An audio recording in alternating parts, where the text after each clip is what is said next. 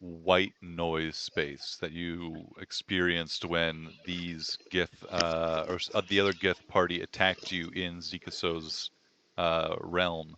Oh shit. That like pushing out of kind of like the telepathic background, like these people are just powerful telepaths and kind of like just produce so much force with their own minds that it is kind of like a when you finally hear like, oh, that's quiet suddenly. And Noose, you begin after that initial like shock of that quietude, you begin to hear a voice as you guys are like running through and just beginning to rush into this chamber. It says it seems to be uh, someone barking some orders, the specifics of which are hard to understand, but through the telepathic sort of like connection that you are experiencing this through, it's more like ideas and pictures and images and feelings than like specific words. But your mind is still pulling in specific words to capture it as best it can. But there is a sense of hurry that the other squad has not reported in. We must assume the worst. Return this now to our base, or Vlekith will see no mercy upon us. And with that, there is a murmuration, Noose, that you hear of acquiescence, of agreeing, of pursuing that objective, and you see the like four minds begin to focus their attention, or sense four minds begin to focus their attention onto these strange dark stones that are just like full of wisps of color and brightness and shooting stars, and their energy is being focused into the ship, and you can already begin to see as you rush into this room that the ship is, and you can all see this, that the ship is beginning to have a like slight like violet haze begin to like coat it like in a like a film covering it, emanating from these four uh, Gith up here, the ones in purple on the map. Okay. As you Can I guys can rush, I oh, use go ahead. my psychic whispers before we got into this area? Sure. And Yeah, as you guys can do. You guys can all have like an action, or if you guys like Xerox, if you want to rage before you get in here or whatever, you guys feel free to. Yeah. Xerox I will take advantage of that and be in a rage. so I What can were you saying, Moose? I can choose up to 5, and then they can speak with me, and I can speak with them telepathically. Or Oh yeah. for 8 hours. As you activate this ability and like spread this connection between your allies and yourself, you all begin to hear the whisperings and the telepathic communication of these foes, just like a faint whisper in your minds, as if you're like listening in on a conversation through a door.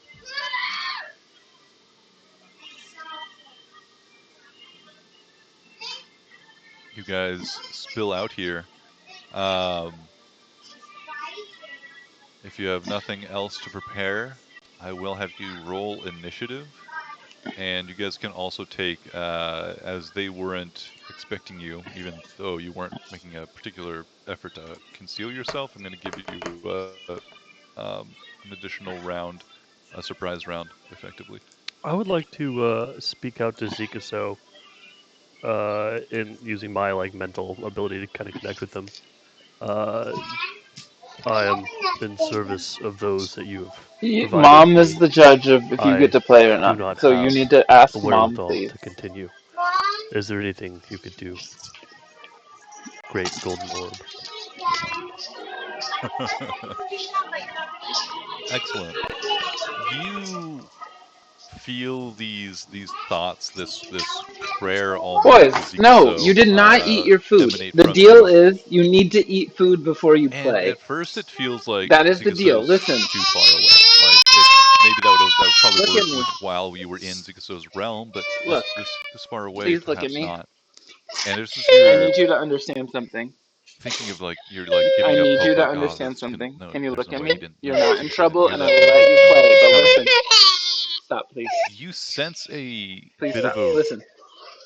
Playing video vibration, games a tuning is of the fun strange rocks and a that these privilege. Gith are Do you focusing understand their me? energies into. We have to do the So things that we aligned need with to do Zikaso's realm before we as play they video are, games. being carved out Daddy from has it to and do his shaped by work, dwarves recently, make sure that it you are seems like the healthy, connection may make sure that indeed his family is fine stretch before he plays here, video at least in the games. proximity of You these. need to make sure Why don't that you go ahead and you give are me a doing the things you persuasion need check? to. Eating food, listening to I your can do it with parents, advantage. dressing, and pottying before we play video games. Because video 4 or games are 7? for fun. Okay? So listen. I need you to eat some dinner. There is just You have not eaten a moment where any you dinner. hear You ate a Zikaso's little bit of your voice, mac salad. and it simply Please says to eat food you, before you play "You video said you games. couldn't die. Prove it to me. Listen, son. Prove Then to me eat you are everything worth else my on the plate creation." except for the shrimp. But you need to I have have food nothing to eaten. prove. Thank you. your plate or was this Alice's plate? Anything else? Nope, I that's it. asked you to All eat right. before you finished. Thank you. Let's roll some initiative, please. I rolled a 10. Ooh, 20. You're not even looking at me, so your 18. apology doesn't count. Come find me and tell me. Okay. All right. So I heard 20 was that the highest? Yep. That's I also rolled Is an there any 18. more? that. We've got 218. Sounds like. Maxwell's? Yeah. I'll assume that Moose is going before me. That plus 5 dex, probably so. Mm-hmm. Undoubtedly. No, come here. Oh, those guys are Stop. not going. What do you have to say to me? I need you to be looking at me, please. Nope. I need you to be seeing me. Are You're there looking people on over the there ship? right now. I need you to look me in my eye. Right now, you don't see any aboard the ship. They don't want to get teleported at the same time as the ship and have the fly situation going on. That's fine. I don't need it. Ooh, the Gish end up with a 21 initiative.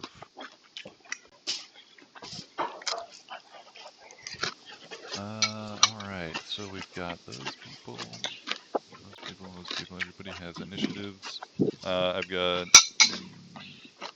ellipses, I've got news Xerox.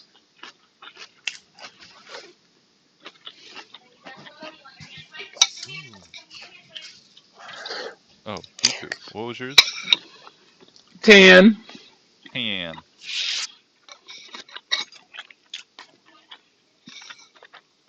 Alright, there we go. Okay.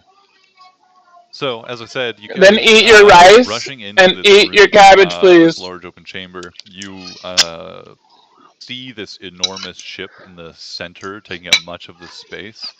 It is very large.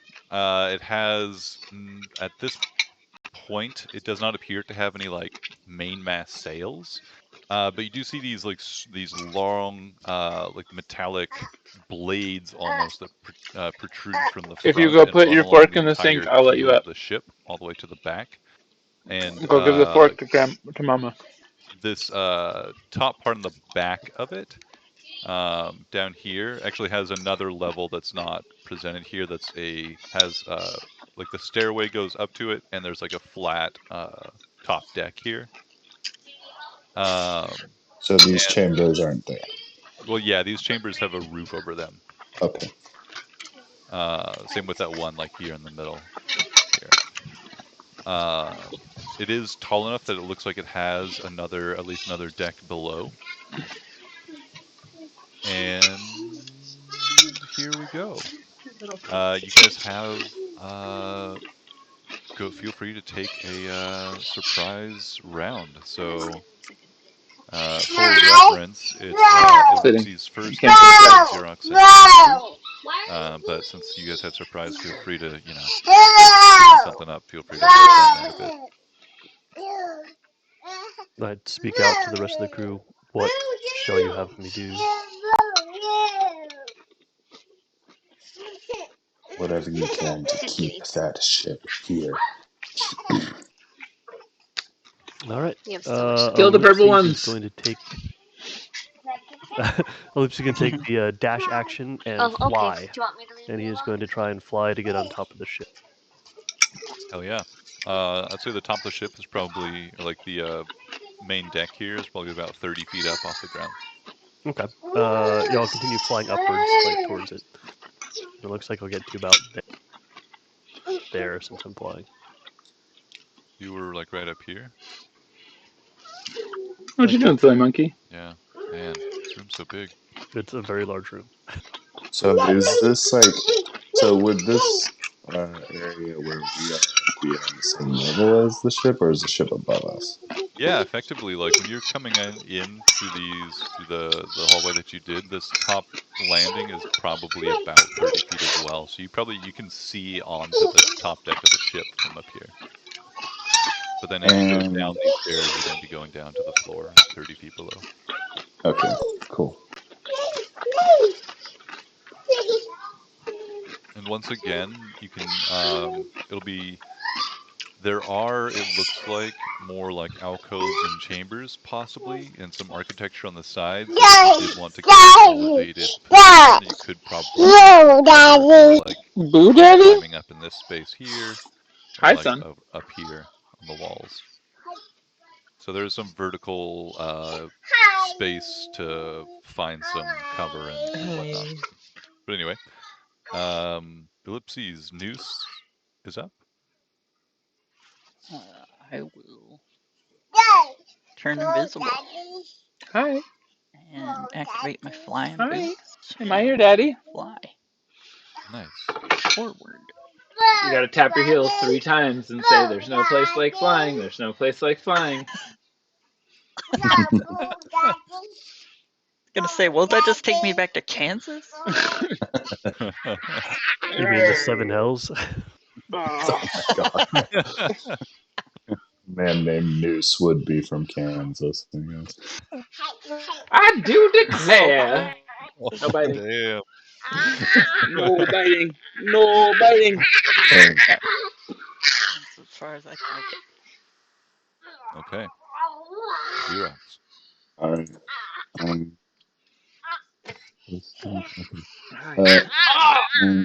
Xerox is going to leap into Careful. there and Careful. dash. Use a dash action to get to here and try to land on the front there. Ooh, on the blade. Oh, that's a blade. Sweet. Yeah. Land on it. All right. It's You're not raging. like, I mean, it's like large and sturdy enough that you could probably land on like the top flat part, but I will Okay, Bubba. require just an acrobatics check, just Daddy's trying just to a play a DC game 10. with his friends. Okay. I love you. Thank Barely ever use No that. bite. Spike. 10. Nice.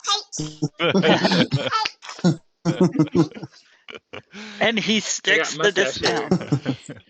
Mustache. Landing Pokies. just on the edge of it, you I got pokies. feel a slice into your boot, but it doesn't Bobo. penetrate into your foot or do you any more harm than a minor annoyance to your clothing. Yeah.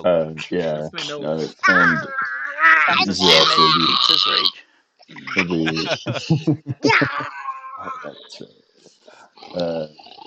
Took the dash action. Alright. And she's going to heft her javelin and just yeah, she's getting ready to chuck it at somebody. Nice. Hi. Hi. All right. And then we have Beep. Okay, so it's 30 feet down. Yeah.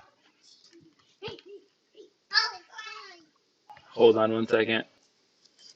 I had a plan. I just want to make sure that it's not a dumb plan. And I'm being yelled at. Typical. You know, it's like how it happens. Beep Boop wants to make this. I'm just gonna be dumb. I just want to be Go there. for it, So man. I'm gonna just jump off and try to stick the Yeah. landing to save time. Like, I don't even want to run down the stairs because I feel the sense of urgency. So I'm gonna just jump and try to like land so I don't take up as much speed, and then I'm gonna run as far as I can. Nice. More rice. Yeah, I mean it's a good ways down there. So I'll give you an acrobatic shake DC 15 to have the falling damage, but you will take a little bit. I'll take all that. Give it to me. 6. Get a whopping 6 points of falling damage, bludgeoning. But your movement is not impaired, I'll say, because you're just willing to take it and you're just like, well, this is gonna hurt, and just jumped. So you just roll into it, take the pain, and just keep going. Whereabouts do you feel like I would end up? I'll say that you're just like not spending any jump. I'll say you like end up. Oh, that's news. I'll give you like good out to. Where's my measurement? Yeah, I'll give you like out to here on your base movement. Awesome. Thanks. That hurt a little. I'm okay. 1, 2, 3, 4, 5, 6. I'm okay. Ah, that hurt, but I'm okay. The cutout was from when I fell and landed. More rice, please. Just rice. We did have like a little robotic tone to it too, so that works. Yeah. Excellent. Your voice Not shrimp, modulator rice. Just eat the just rice. on the fritz for a moment. Got jarred. I have children trying to get to me. Anything else? Yes. I have so many things planned. So I moved my 30 feet.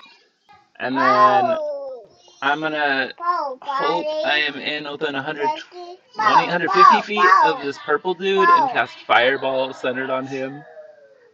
Oh, nice. Does the measuring tool work? Yeah, it should be configured correctly. Yeah, it seems to be. Okay, that's perfect. 100. Yeah, that's a dex savings throw for him and Goran. Can you get can't get Troth as well? I don't think so because it's 20-foot sphere. Yeah, that's too bad. All right. So Oh wait, well if I save. centered it no, because he's on the ground. That's fine. So if I centered it on him, I think it's reasonable. Yeah. Okay. I mean, well, DM discretion. Alright, I could so maybe do in the dex middle, but I'm just gonna hit those two.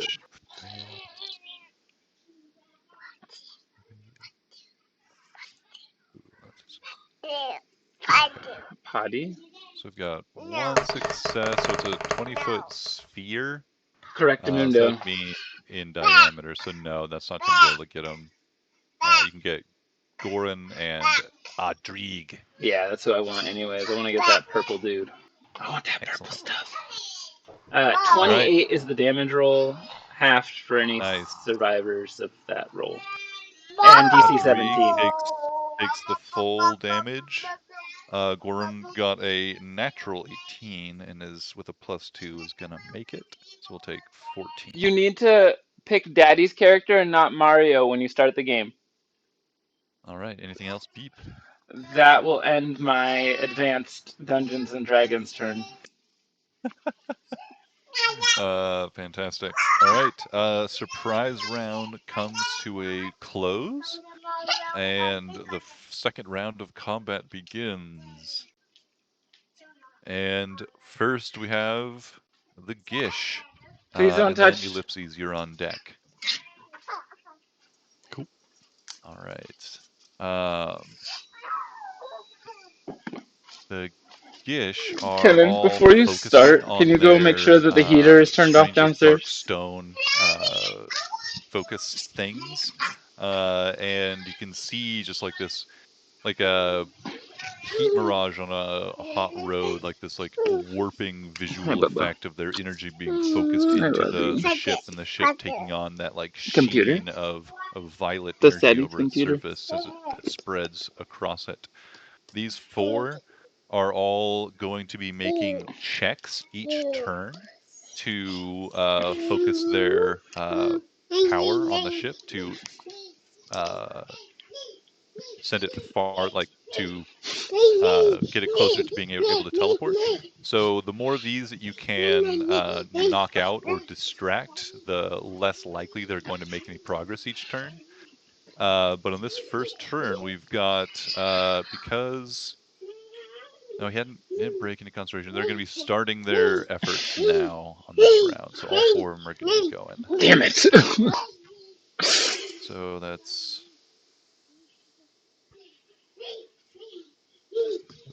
that is enough successes to make some progress.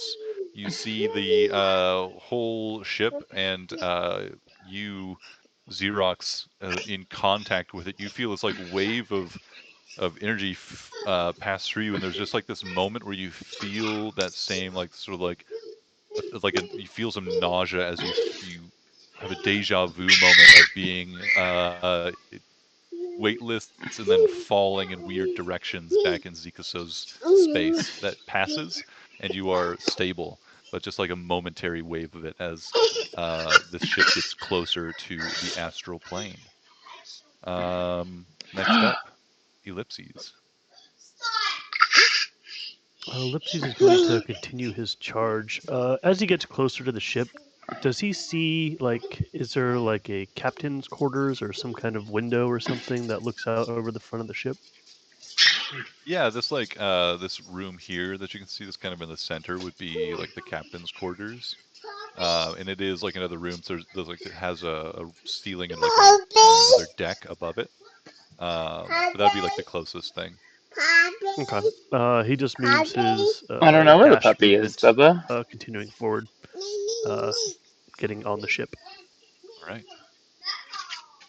That'll end his turn. Excellent. All right. The leader over here continues to levitate and moves forward onto the rear of the ship. Not quite coming in for a landing, but levitating just a few feet over the surface of the top deck here, and begins casting a spell. And you guys see just for a moment a like seam, like a mirror coming into focus, like so it's like looks weird, and then suddenly it like is reflecting something normally, and you can like it matches, but there's this moment where like suddenly it looks like there are bands of mirrors around each of the purple gish on the map, forming like in large squares around them. And then they all like kind of like just a flash, just like shink, and they go, it's transparent. You can't see anything anymore. But there was for just a moment the strange visual effect, like Stop, like please. bars of mirror Stop, please. surrounding each of these Slow. gish, No, thank you. and then No, thank disappears. you. No, thank you. As I see him casting that, could No, I fire thank a ray you. at him? Absolutely. I would Is like it to in do range? Stop. yes, Stop. 60 feet. Stop. Oh wait, He's let's see. Yeah, his feet down Stop. here are like 70. Don't Telekinetic touch, ray is please. what I meant to say. Excellent. That's Phone? 120. Perfect. Headphones. Yes, I talked. Hi. He must make a Hi. DC I strength love saving throw. you. Okay. You're my homie. Strength saving throw. That's a 22. Man, I don't think any of these rays have worked once. Yeah, they have. I remember Have they? you did a pretty sick telekinetic one once where you like sent somebody flying. I remember. Okay, good. Yeah, you did. It worked. Speaking of which, like right now, somewhere far, far in the distance, Oh a yeah. dwarven guard starts plummeting in a cloud of darkness. Suddenly I level up with XP. What just happened? That'll end my attempt. Okay. That is the Raid Master's turn. Noose, you're up. And Xerox, you're on deck. So it's the purple guys that are doing the channeling. Exactly, yes. Gotcha. And they're the ones that had some strange magic kind of show for just a moment, like large cages around them.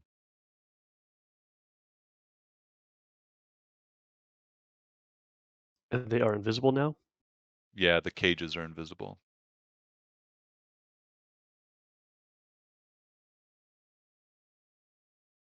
Okay. That's as far as I can get. All right. Too slow. Map too big. Yeah. It's that beach all over again. I know. Except for I'm not the sorcerer. I'm the halfling with the 25 movement.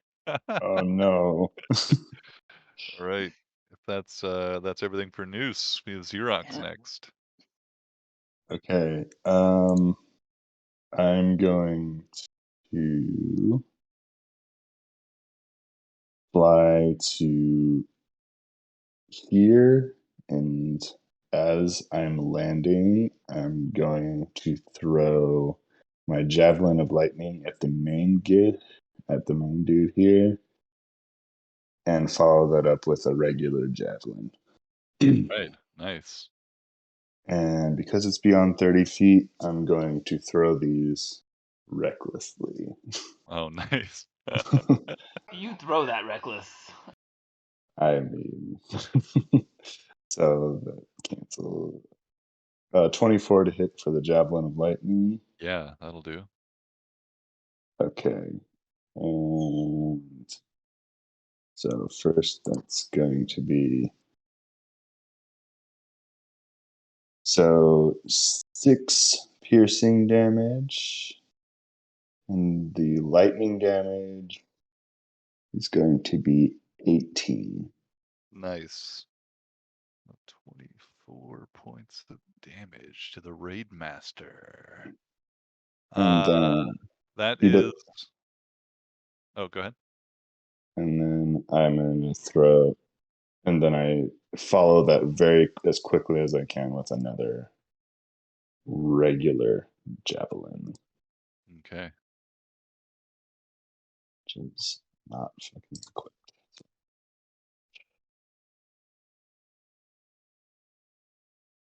Just want to use it in just a second. Sorry, guys.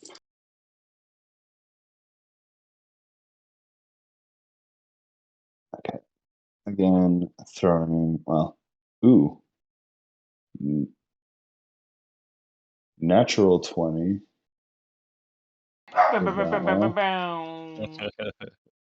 Okay, so that's going to be, 11 plus, or 14 plus. Okay, so 19 damage. 19 total damage. Nice. Hell yeah. And that will end my turn. Nice. Well done. Beep Boop. That brings us to you.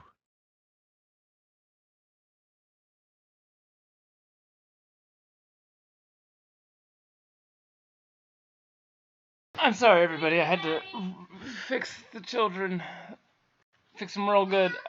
Is the Right?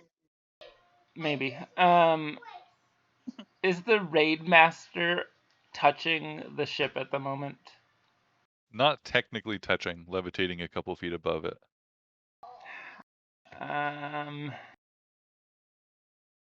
Oh, that won't quite work. Maybe. Did he lose concentration from taking hits? He did not even have to make a concentration check. The spell does not appear to be concentration. Oh shit. Okay.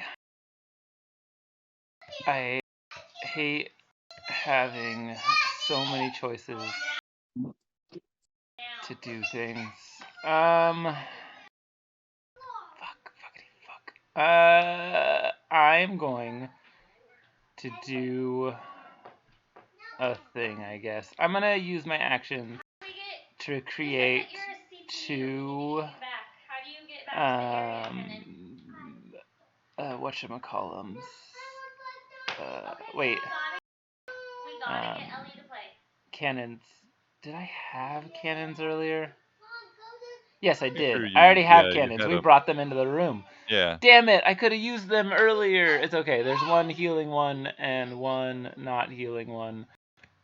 There's a healing And thing. yeah, the healing one was being carried by Xerox, and I don't know what they did with it. When I would have left it at the door. okay, it's at the door, and I'm carrying the fiery one.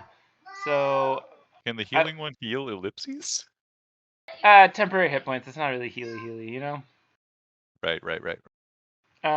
So we're gonna worry about putting those on the map, but one of them is right next to me. There, and that one is gonna, as a bonus action, shoot. Oh my gosh. At the purple one. Does it have I the think it's range? gonna move. It does. It has the range of. God, you think I'd know everything at this point? 100 and That's enough. yeah, over 100 feet. I'm for sure. Yeah. So Great. it'll shoot the purple one. Take your shot. Range spell. Once upon a time, this wasn't so complicated. 23 points of hit. Yeah, that hits. Thank you. 23 points of two-hittedness. Yep, that's how that works. Yep. That will be 12 points of damage, and he will be pushed back 5 feet. Nice. And then I'm going to run over to I don't even have to move. Noose. I'm sorry. That blast first has to clear a secondary check. Yes. Please roll a d20 for me. Gladly. I knew this was coming because fuckery duckery dock. 1. 1. Fuck shuck duck. The energetic blast from the cannon appears to just like hit nothing, and as it does, like slams into it, and for a moment you can see the energy being like dispersed along like these what are now revealed to be like these like glowing for a moment bars, almost like a couple inches wide with like slats in between them. Probably couldn't fit through whatever like bars these are, but blasts and long like range attack stuff can get through, but it's like a 50-50 shot if they get through the cage. And that one did not. Now I'm angry. And you aren't gonna like me when I'm angry. I'm going to look next to me and say, Noose, go fuck some shit up. And I'm gonna cast haste on Noose. Don't give away my position. I'm invisible. Oh, are you? If you are invisible, Yeah. there's no way I can see you. So Yeah, you can't see me, but You guys are connected telepathically. yeah, we can figure that out. I mean, will that give away your position? I'm not even I gonna don't think talk so. to you. I'm just gonna be like, go. I was just talking to the air. We're gonna Yeah, fuck you shit can do up. it through the telepathic link. And I'm gonna cast haste on you, and that'll be my action. Nice. Oh my gosh. All right. After Beep, we have the Githyanki Knights. Oh, sorry. My apologies. I have one more thing to do, and that is everybody up top over there at the top of the steps is gonna get some temporary hit points. I don't know if they're in this fight, but they're getting them.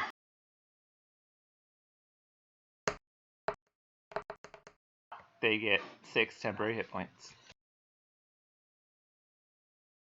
Oh, nice. Oh yeah, my dwarves. I just put them on, but I still haven't rolled initiative for them. Okay.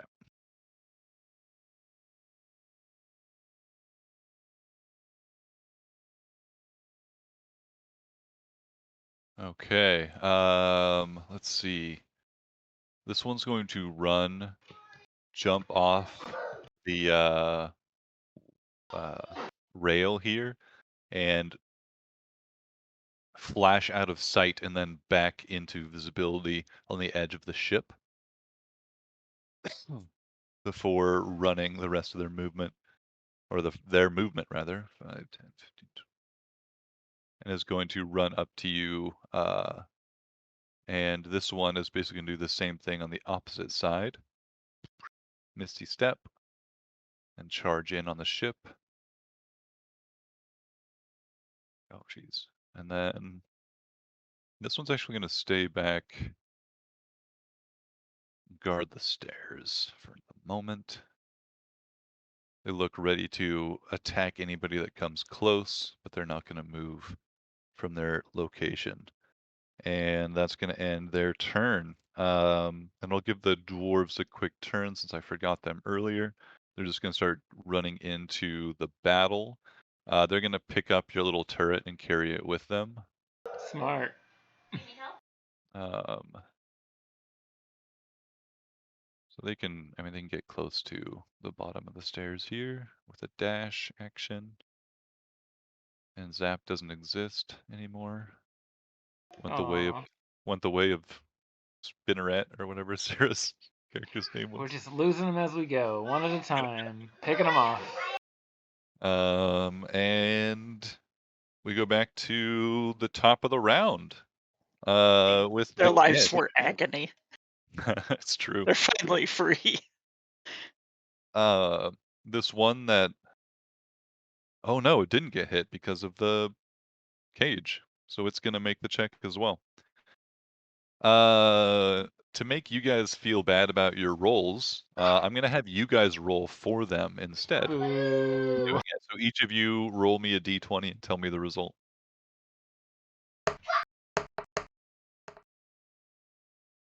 12. 16. You're muted, Jared. 19. 11. All right. You see another pulse of energy charge into the ship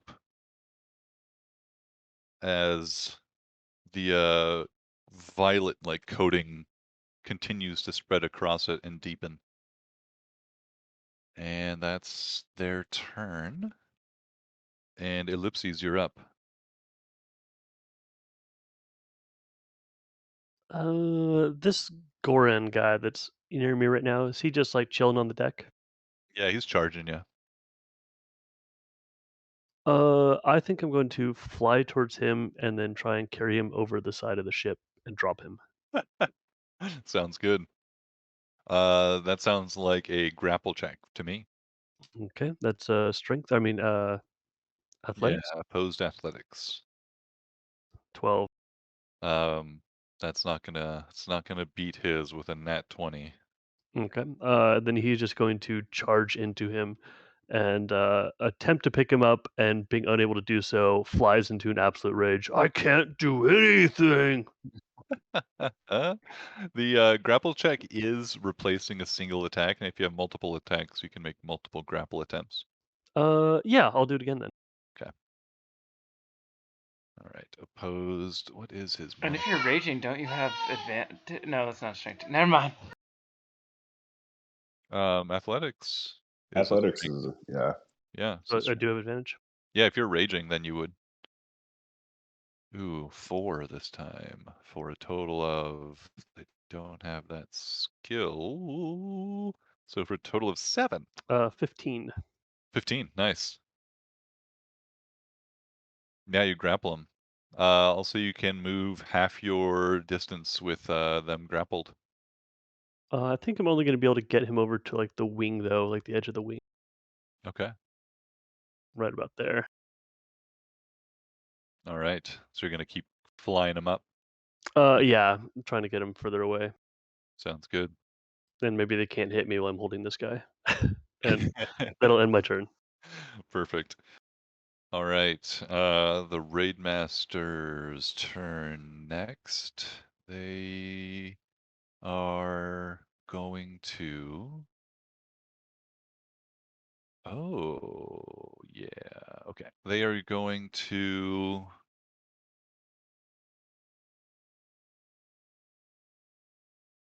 Yeah. Can do that. So you're visible. Everybody except for Noose is visible right now. Hmm. Accurate. 45 feet. All right. This Raidmaster is gonna like run forward and then Misty Step to you. Ellipses. And is going to try and attack you. Do you think you're up in the air right now? Yeah, he's still up in the air a little bit. Okay. This person does have Levitate active and Misty Step, so it can still get to you, but just wondering how that would affect them. So first one is oh my goodness, is a 28 to hit. Paralysis ray. Ooh, yeah, and you have your reaction again. Love it. So yeah, take your reaction, and if it hits, oh, it's just a save because it's a ray. Constitution save. Constitution save. Oh boy. Okay. Um, this Githyanki Raid Master has a saving throw con modifier of +9. Here we go. That's an 8 plus 9 is 16 was the target. So it succeeds and is not paralyzed and comes swinging down at you with its silver greatsword. So we already rolled to hit, so we need the damage. And that'll be a measly 12 points of slashing damage. Halved, removing my temporary hit point. Nice. And then some psychic damage. And that will not be halved. That'll be 14 points of psychic damage. And bonus action, attack. All right. That is going to end their turn. Yes. So then we go on to Noose and Xerox. You're up on deck.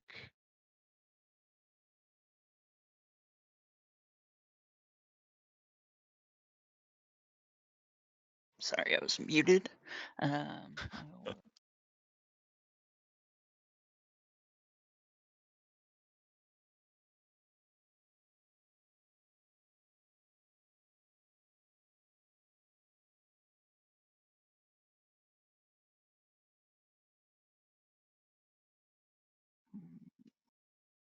Okay. So, Don't forget about haste. oh, that's right, haste. Oh, that gives me a extra action, right? You get an extra action. Yes. And a +2 to AC. And your speed is doubled. Oh, And you Well, have that advantage. helps. Yeah. It's a damn good spell. hmm Yeah. And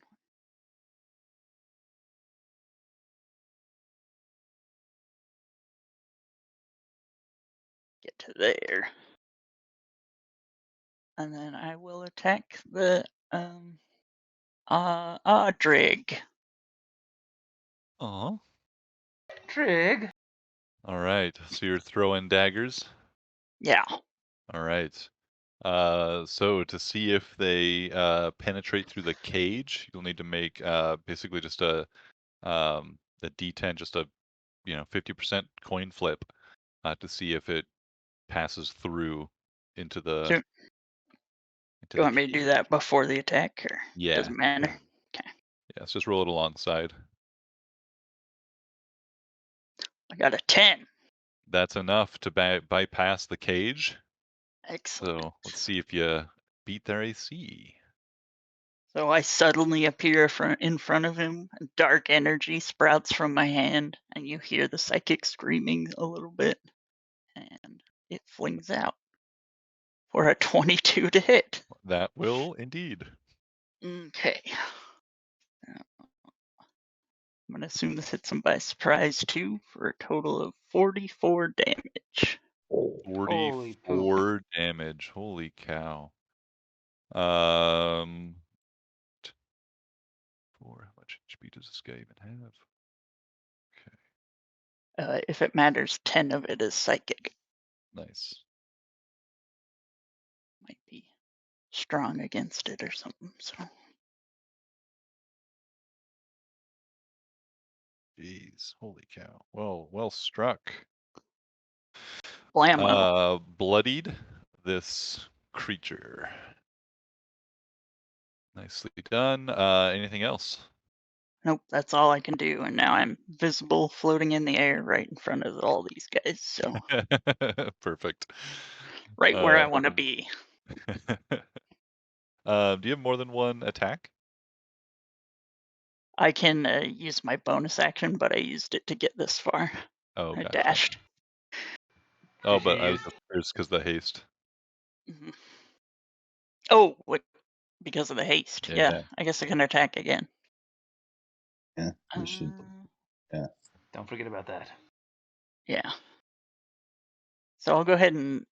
Do I hit a different one or do I go for the same one? This one seems to be interrupted, and we'll have to refocus their psychic energy on the next turn. So one less is focusing this round. Yeah. I think I'll go for another one. Trying to interrupt as many as I can. So I'll aim at RR. Do it. So I'll do the D10 first. For a good old 2. It's a D20. Oh, it's a D20? Yeah, you just have to roll 10 or higher. Oh, I see. Well, it's an 8. This one slams into the invisible bar, and you can see it just like dissipate the energy, and you can for a moment see just like the whole cage just illuminate with psychic energy, and then goes invisible again. Noose will spit at them. Good. That will be the end of his turn.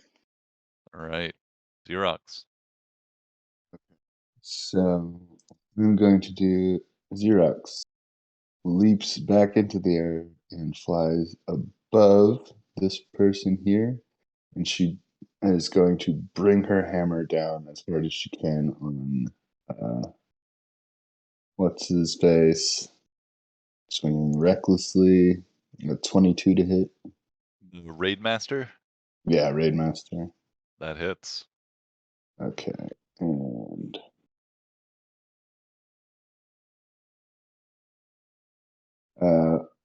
17 points of bludgeoning damage, and they have to go downwards 5 feet. They were not far off the ground, if I remember from Ellipses, so that's gonna hit him onto the surface of the ship. And Xerox will continue to let herself fall down and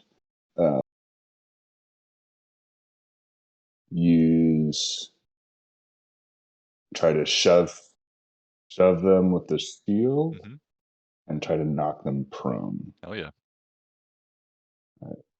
So my athletics check is a 19. 19. Let's see. This guy's got no athletic skill, so it'll be just a +4. 15. Okay, so Slams them down onto the deck of the ship. The levitation just like causing them to like bounce off. So they're just like floating an inch or two, like struggling to get their position again, but they are prone on the ground. and she'll bring the hammer down one more time on this prone person. 29 to hit Yeah. and 14 additional bludgeoning damage, and Nice. she will land on top of them. Nice. All right, well done. They're now prone. It's not focusing. And then after Xerox, we have the friendly dwarves who are going to continue charging in. They're going to follow after visible allies. And let's see. Go. So like out here.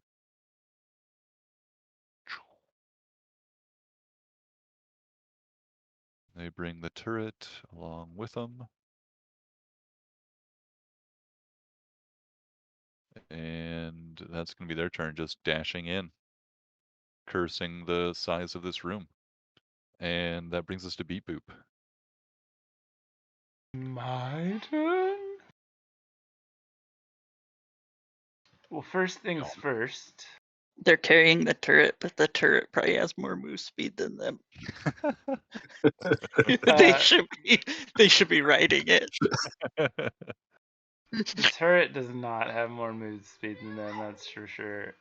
They move 15 feet at a time. They're small. Ooh, yeah, that's pretty bad.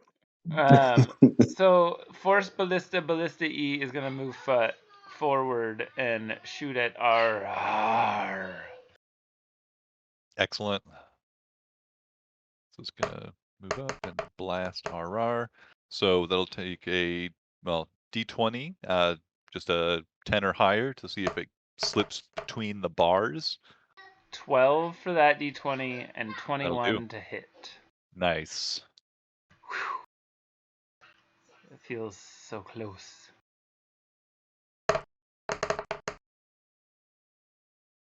Ooh, 18 points of damage, and he is pushed back 5 feet. Ooh, nice. Slammed into the back of the force cage. You could see them just like strike against nothing, reorient themselves and try and like begin returning their focus to the stone in front of them and the ship ahead. I have a question about this ship. Okay. Well, mostly about this room. How big is this room? The room's big. It's, I mean, on the floor, it's like 150 feet across, maybe. Oh my god. I want to do it so bad. What do you want to do? Do it, man. Well, I just don't know which direction I want to. It's so complicated. Hold on. Oh, holding us all in such suspense. There's like, Will he do it? What is it? will he blend? So I think there's this is dangerous. What would you know what? I'm gonna try for it and see. No, I'm gonna wait. Sorry, everybody. I'm gonna wait. I'm not gonna try it yet. 2, 3, 4, 5, 6. I'm gonna jump up this way and then shoot at this dude just chilling on the floor over here. This guy right here? Yeah. That's elevated position, so I don't think you can see them from here, from down below. Wait, this guy?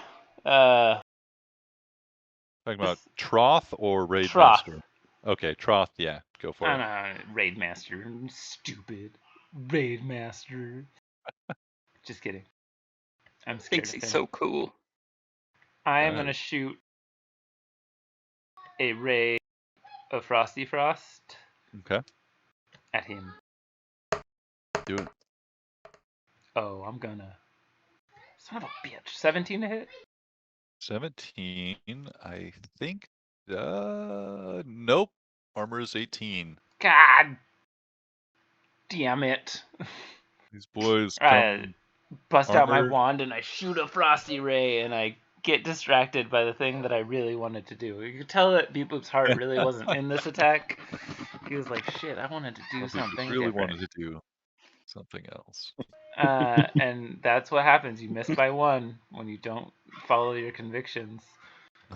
And that is gonna end his turn. Okay. Noose, are you floating or are you on the ground? Floating. How far up? 30 feet. I didn't lose any altitude when I came from the balcony on the other side, so Alright, 10, 20, 30. He's gonna might run into the force cage. 1 second. He slams into the force cage, arresting his movement, and he is not going to leap off and try and attack you. He is instead going to go around. He's going to end up dashing around, trying to get over somewhere where he can do something to you to protect the others here. trying to get to the top turnbuckle. That's right. Vedas over here is going to come over and try and attack Xerox. No advantage or anything because the other guy is not threatening, I'm going to say, because he's grappled and being flown away. I was swinging recklessly, so. Oh, so yes, advantage. That's right. Thank you. Get here is going to make a first swing with advantage. It's going to be a 28 to hit. It's And it's going to do a little bit of slashing damage. Going to do 8 points of slashing damage. Then another 11 points of psychic damage. of course it does. Yep, they love their psychic, these boys. Like, And then we have Quith over here, who is going to follow the other one's lead and start running back to deal with the assassin. 20, 30, just dash in.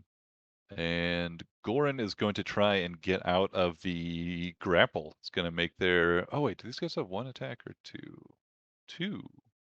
So they're actually... So one more attack against you, Xerox, real quick.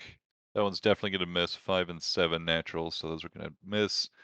And Gorn is going to try and break out of the grapple with 2 attempts.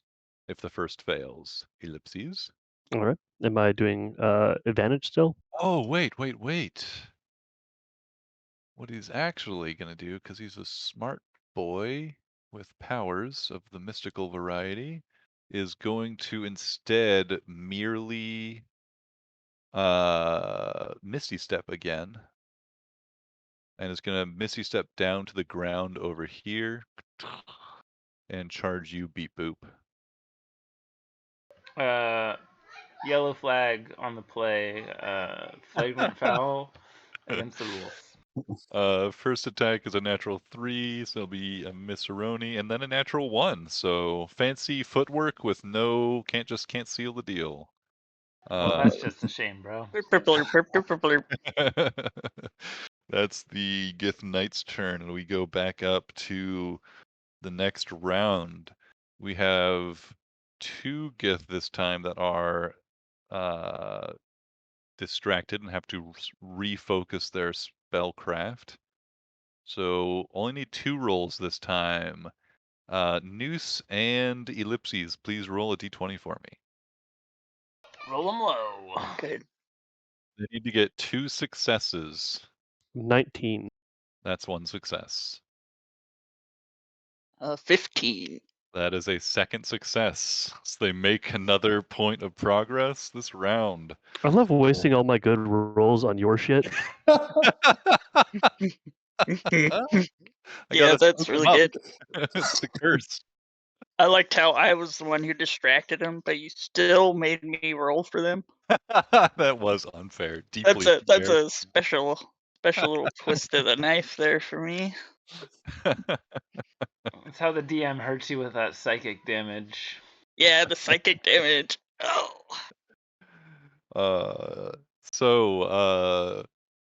Now it's just Xerox up on the ship. You feel another pulse of that energy.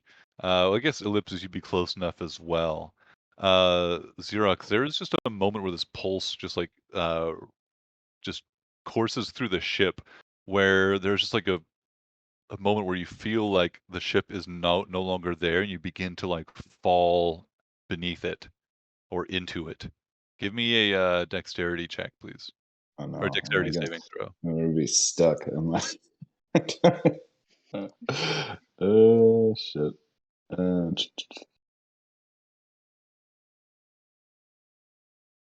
16. 16.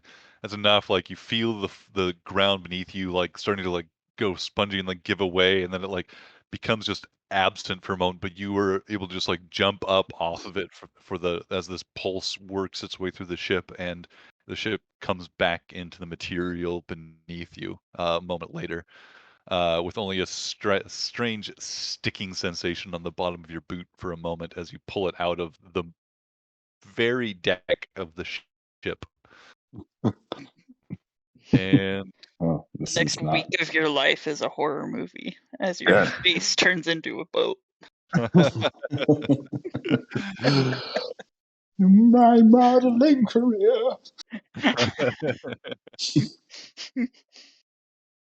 Ellipses, you're up. Did the Raidmaster get his turn? Raidmaster goes immediately after you. Gotcha.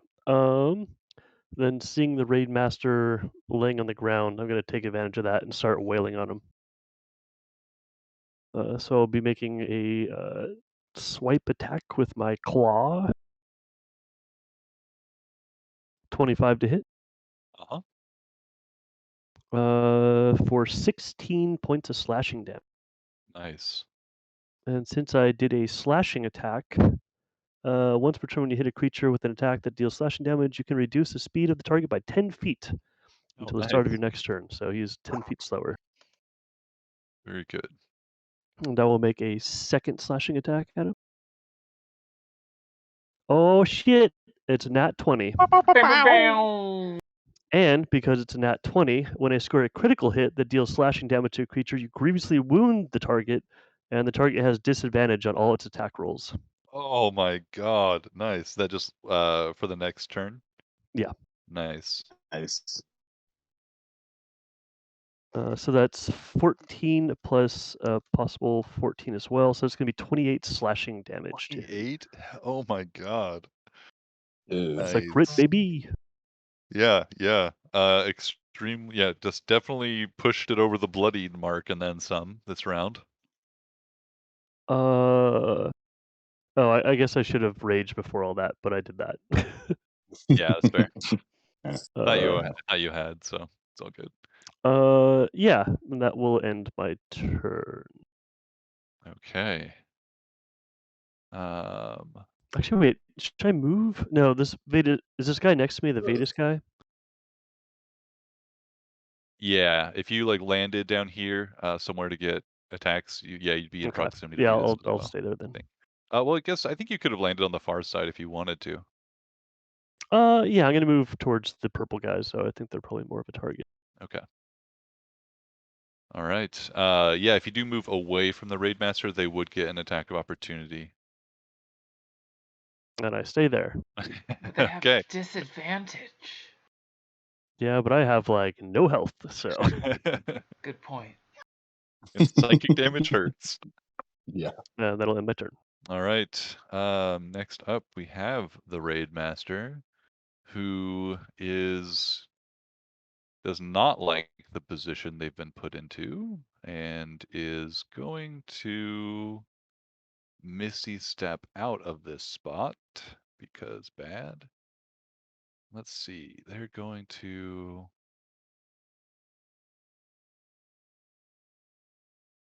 What would they do? What would they do? They're going to blink over there. That would do their bonus action. And they would have fuck all. Okay, so they're going to just Misty step like right behind you, Xerox.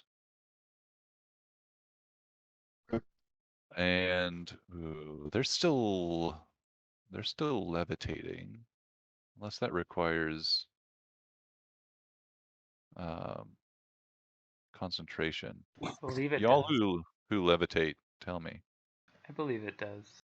Oh, it does. Okay, let me make a couple quick con checks. I think that's, yeah, levitation is gone as well. So damn. Okay, so they're just going to be back here right beside Vedas, and is going to take their attacks against you, Xerox.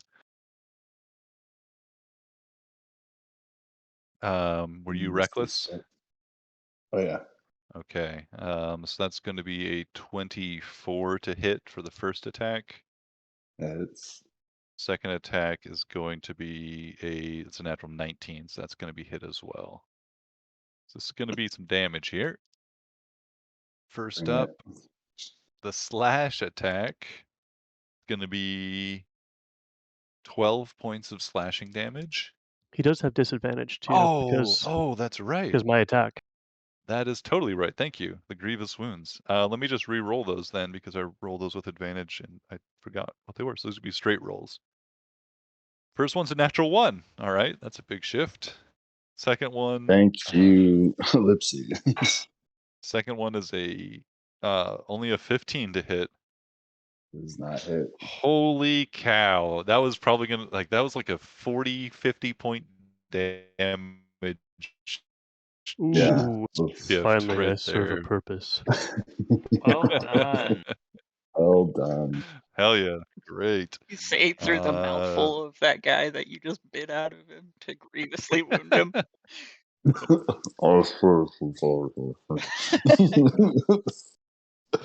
Noose, you're up. Okay. I will move. Oh, I had a question about those stones. Are they like in between the ship and these guys? They are like floating right in front of the dudes. Okay. They're just like pushing out their hands towards them in sort of a Tai Chi sort of gesture, focusing energy into it.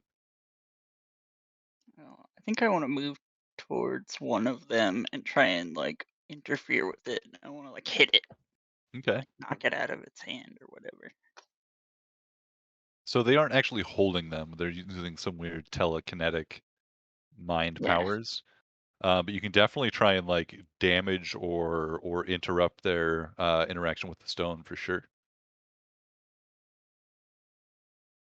I just try and like swat it down to the ground, hit it Yeah. down. Yeah.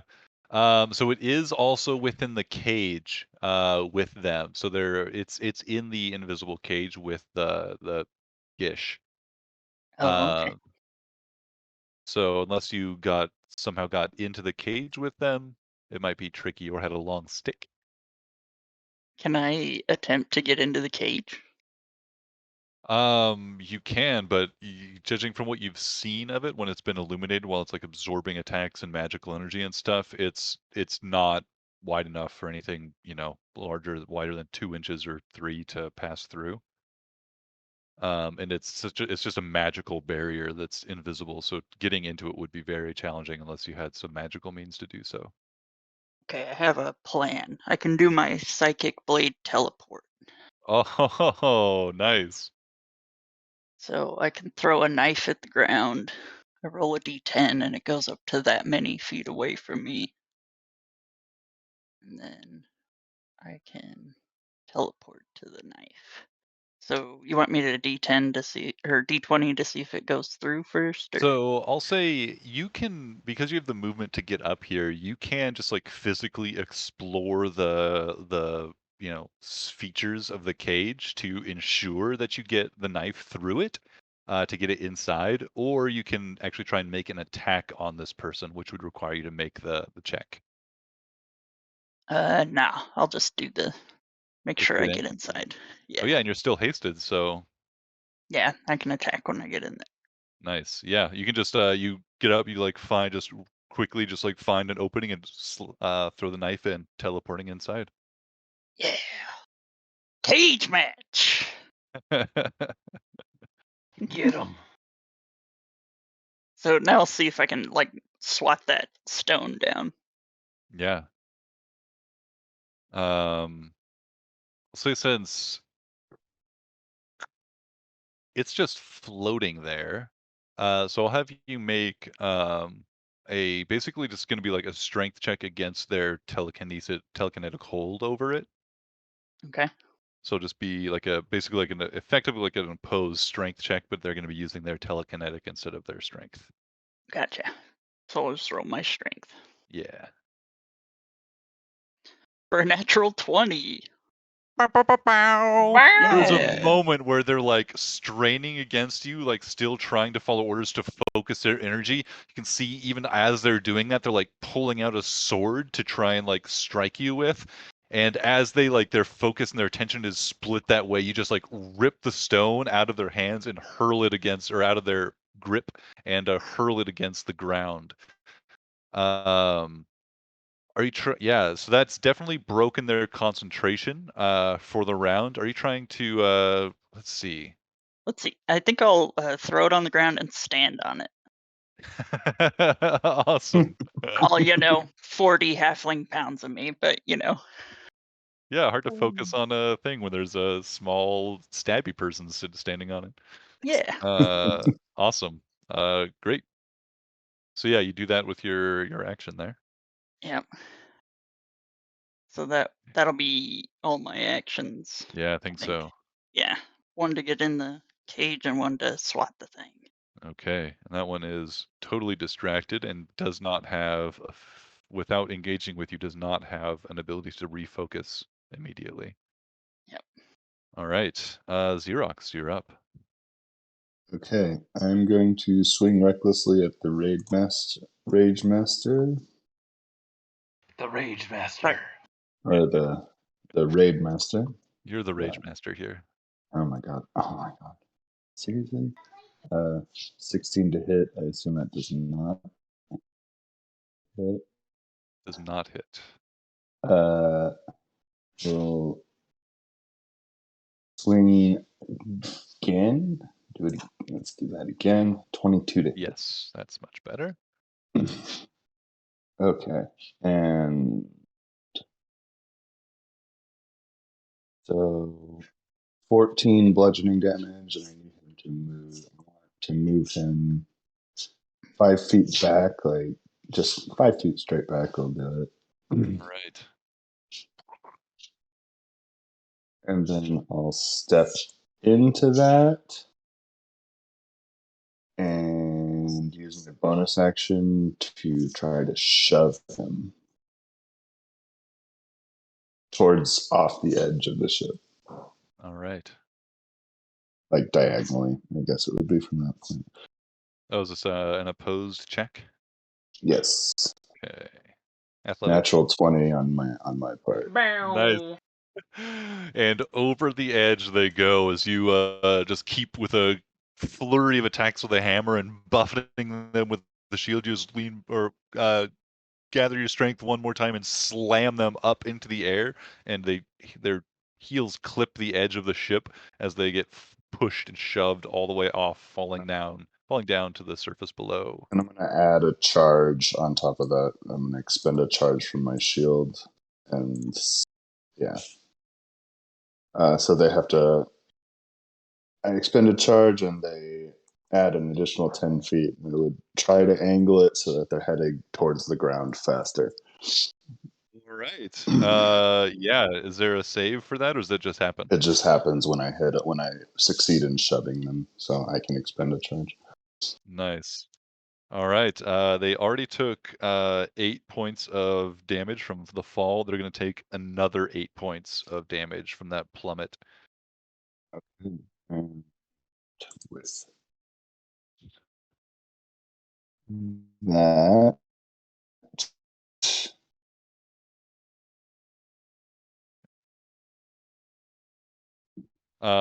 you can see as they land in a heap on the ground, the raid leader or raid master slams into the ground just a few feet from you. You can see as they hit in an unceremonious wet thud. They have some like blood coming out of one of their long swept back ears, and some coming out of their mouth as well as like a few like just burst skin abrasions from the powerful hits from the bludgeoning hammer. and I will use the rest of my movement and take the attack of opportunity and zip down to the ground over here. They'll be prone as well. Okay, attack of opportunity. Were you reckless? Was. Right. I don't think it's gonna matter. They've got was 17 to hit.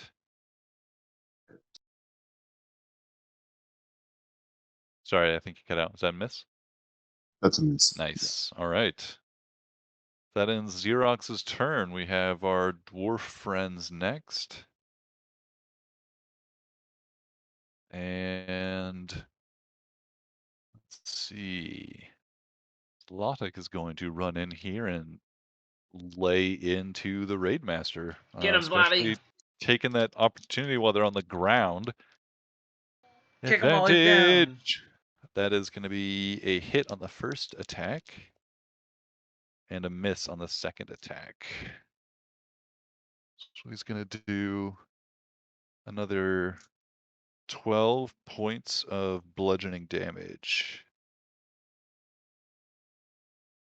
This raid master is bleeding from a number of wounds now and is looking far from the arrogant confidence that they had looking down on you. Like they're like 9 feet tall, or like maybe like 7 or 8 feet tall, and like levitating above the ground, looking like just absurdly overconfident in their position.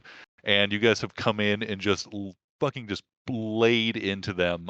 They are getting close to death's door as Zlotic lands another hit.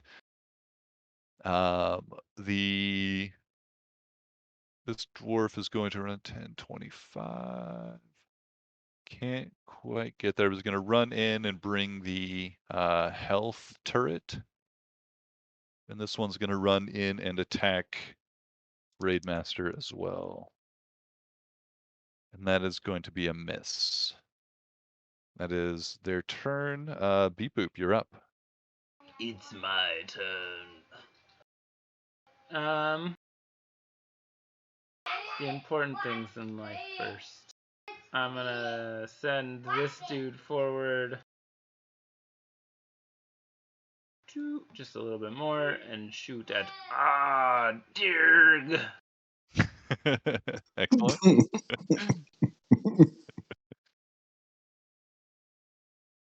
So DC 10 is a flat 20 check. Son of a biscuit. 6. This another one slams into one of these force bars. And then, I guess, since I activated that one, I'll do the temporary hit point. Oh god, I'm rolling terrible. 5 temporary hit points. But, you Better know, than nothing. better than 0. Anything else from Beep? Yes. But he's not. Oh yeah, Beep hasn't Sure. been done yet, just done turret stuff. Yeah, just turrety turrets. I'm still uncertain. Oh, fuck, everybody would not be. Are there only like the 2 people on the ship? Right now, yes, just Ellipses and one of the Gith Knights on the ship. Ellipses is flying or on the ship? He I was. think he'd be like slightly above the ship.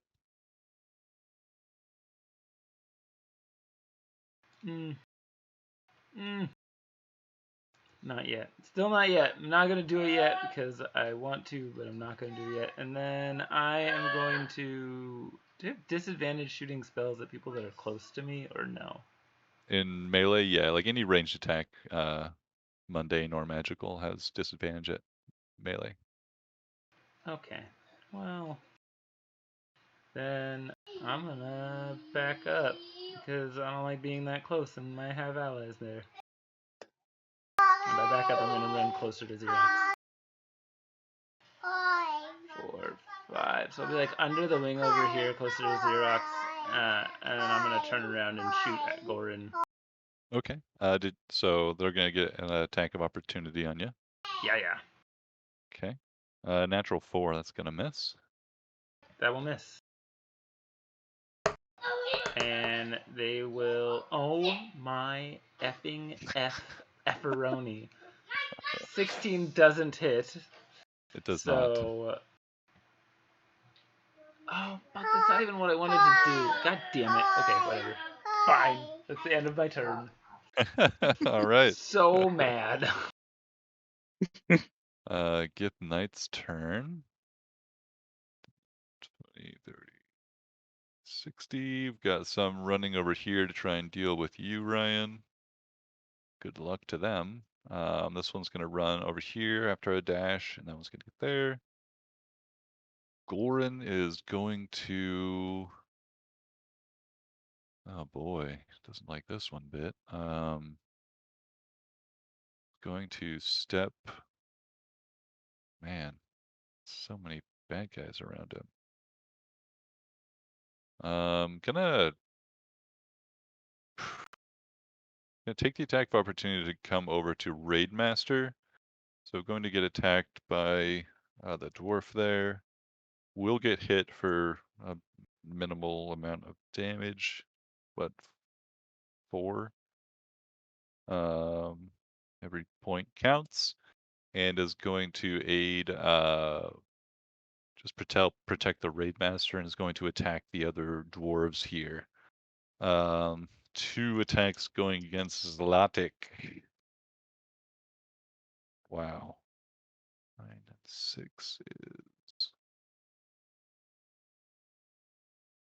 18 and 15. So 1 hit, actually, even with a bad roll. And Zlatic's going to take 15 points of damage. He got mostly healed up after the last fight, so he's not looking too bad. Sorry, this ruins maybe something, but they have half cover. I forgot because they are in 10 feet of my cannon. Oh, that's true. So half cover is that's a +2, or is that +5? 2, I believe. Might be. Okay. Yeah, +2. Cool. I think in this case he's still gonna take 1 hit, so Cool, but I no will keep problem. that in mind. And then that's the Gith Knight's turn, and we go up to the top of the next round. The ship is now just like pulsing with energy, and they are getting quite close to whatever it is they are trying to accomplish here. But how do you guys feel about a break here? I need to pee pretty badly. That Yeah, sounds good. sounds good. All right, take a tenner. Yep. Sounds good.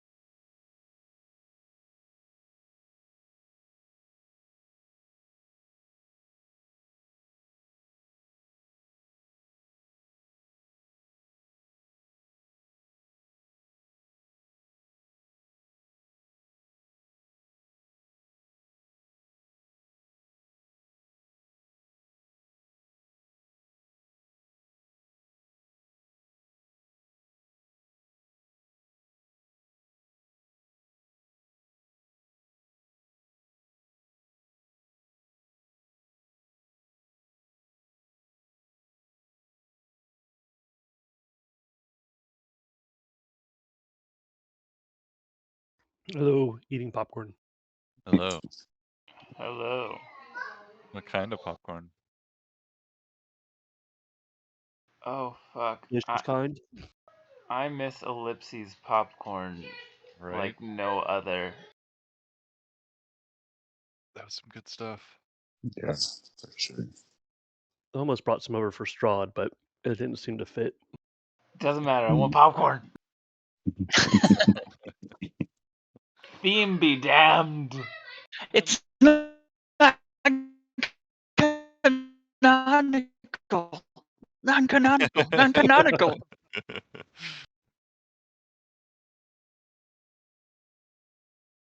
So, we all back? Yeah. Excellent. So, where we left off will be top of this next round. We have yet to roll for the Gish's attempts to push this ship into the astral. Ryan, since you did such a good job disrupting this one, you don't have to roll, but everybody else has to roll. Yes. Just a I don't Wait a want minute. Now I feel like this is a mind game too. More psychic damage. Huzzah, I rolled an 8. 13. That is a failure. Good job. That is a 5. failure. That is a failure. For the first round, they do not make any progress. Oh, thank God. Nice. My baby. They are they're getting pretty close. Just a couple more successful rounds and yep. don't So wanna hear that it. brings us to Ellipses next. Then the Raid Master and then Noose after that. I think Ellipses is gonna take an opportunity to try and move in on these purple guys. We'll try and go for sick. Mhm.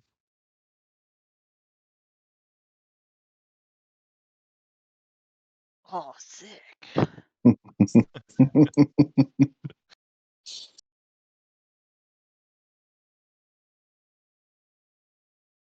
And that'll be 60 movement, including my dash. Okay. Still flying through the air? Yep. All right. Anything else? Well, that'll be my turn. Alrighty. Raid Master is going to use. Oh man, they only have one of those left, and they don't. Oh man, they're in a tight spot. They're going to use their last Misty Step and just get away from everybody, and then is going to. Oh man. Is going to climb up the side of the ship. It would probably take most of their remaining movement just to get onto the deck of the ship. That's what they're doing. Bonus action, movement, and action. No, that's just bonus action and movements. They still have an action. Okay. And oh man, all their extra things are all bonus actions. And it's just gonna take some cover here. It's gonna get some partial cover from just ducking down behind the, or 3/4 cover from ducking down behind the railing of the deck. That's gonna end their turn. Noose. Okay. I want to try something here, and it's up to you. Okay. How big is this stone focus thing? It's like maybe 2.5 feet wide, and maybe like 6 or 8 inches like tall, and just like fairly like thin throughout the curved surface. I was wondering if I could try to sleight of hand, like drop my noose on the ground and pick it up and like try and do it like at the same time, switch them out. And then I want to throw my dagger out of the cage and turn invisible. Okay, so what's the purpose of the rope? What's it doing here? I want to leave it in the stone's place. Just So like that when it bends down to inspect where the stone went, it'll get wrapped up with the rope. Bravo. Uh, Dogs the cat. Brava, brava. yeah, absolutely. You throw the animate rope down, hoping that he'll mistake this strange dark black stone for a pile of rope. Or vice versa, rather. Fantastic. You can definitely. You're already standing on the doodad. Oh wait, he did have his turn. He should have been trying to wrestle that back from you or something. Forgive me. Okay. Yeah, because the Gish went, but I didn't do him because he was not able to do anything. So our rare is just to hasten that along. I'll just do a we'll just do an opposed grapple check as he's gonna try and rip it from you. So just athletics roll, please. Okay. Not great. 4. They didn't. Oh, that's better than or not as good as this one. They rolled an 8 for a total of 11. So they're going to rip the stone back, and you were gonna just like tumble and catch your balance, but they're just gonna like pull it out from under you or kick it out from Damn under you and him. grab it. So he's gonna have it. So sorry if that changes everything. It does. I think I still want to give him the rope and try and tie him up, and then Excellent. throw my dagger out of here. Okay, so it needs to make a saving throw with a natural 11. It's not looking great. It's a dex saving throw? Yeah, pretty sure It it's shouldn't be. 16. That's a 13. So let me look it up for sure. It's a 15. They got 11. They got 13. So Okay. they are. So he is restrained. Nice. Now I will throw my dagger out. Let me get to that one. So I can throw it up to 90 feet. Pretty crazy. Got a good arm on him. Where are you gonna throw it? It's a D10 and I rolled a 9, so I want to try and get over here. Can I attempt to throw it into that other? Ooh, this is throwing it out of one cage and into another. Yeah, I'll say that you can throw it out of this cage without penalty. As long as you're not like. So yeah, are you gonna try and target the dude over there? What are you going for? Yeah, the next purple dude. Agath. Yeah, I'll say it would. If you do want to try and target him, you would need to make one of those D20 checks. Okay. But even if you fail, it's gonna get Okay. out of this cage for So I sure. might just Unless you get a hit natural one. into the Okay, that'll work. I'll do the D20. Oh, it's a 1. It's a natural one. Natural 1. That was the one exception. You go and like you lined up, ready. You felt where the spot is to throw it through, and just like limbs into you and does not escape. Ugh. Oh, you have haste Now I'm though. pissed. Yeah, I got one more attack. Now I just turn around and manifest the biggest, blackest psychic dagger and try and stab it right into this guy's face. That is not where I thought that was going.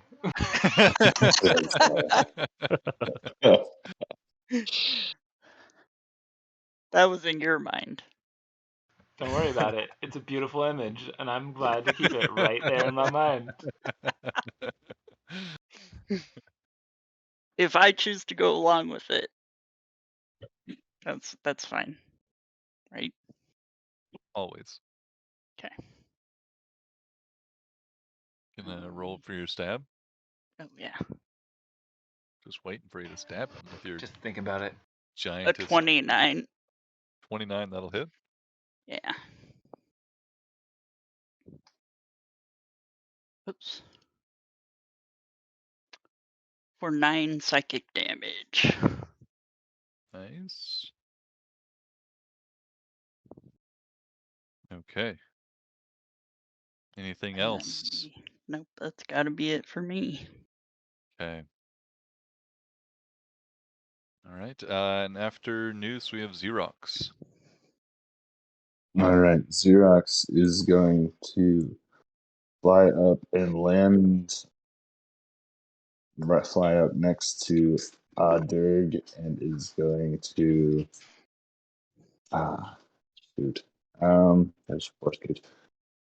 So I use my roommate. Actually, she's going to fly up right here and throw her last dagger, her last javelin, recklessly at this person in the force cage. Okay. Let's see the D20 check first.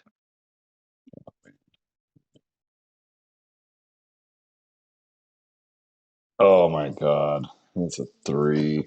Oh, slams into the cage, not penetrating, but briefly illuminating or making visible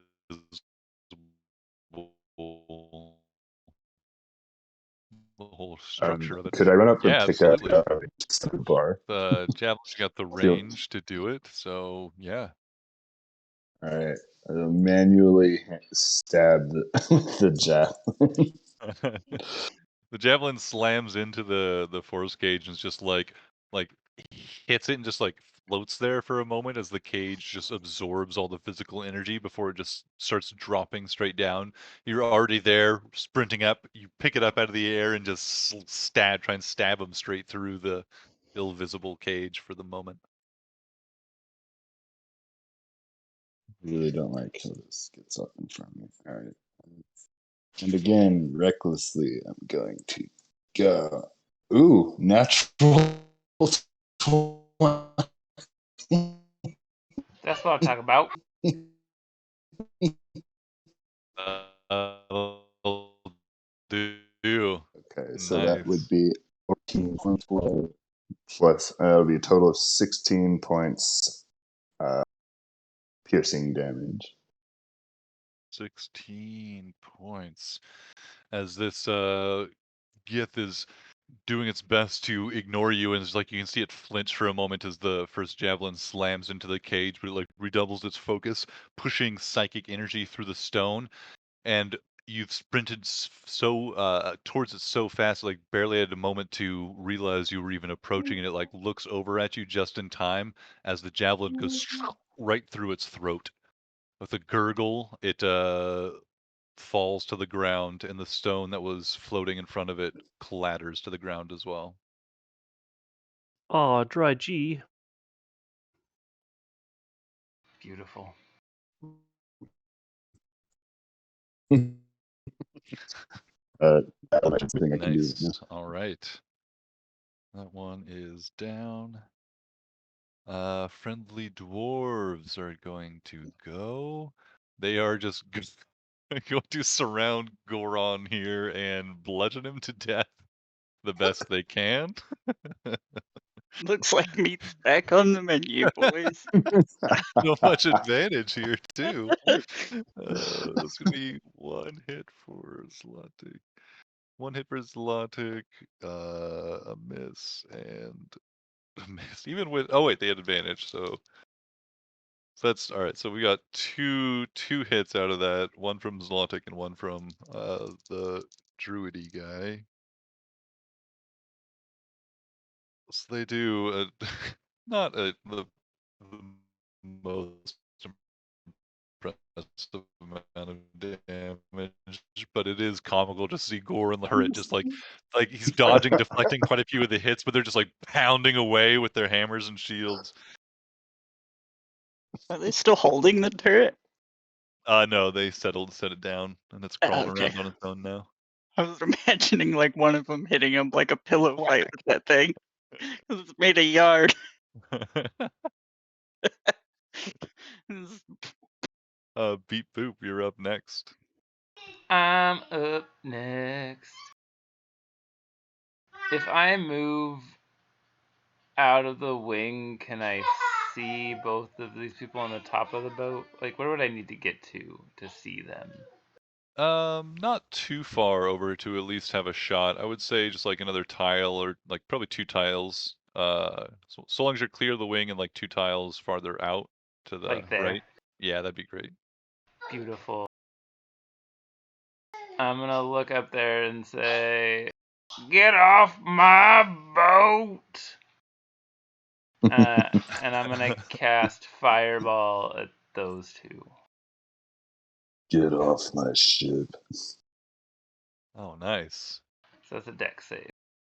Dex saving throws as I hurl the dice on the ground. Don't hurl the This dice on the ground. motherfucking gif of my motherfucking airship.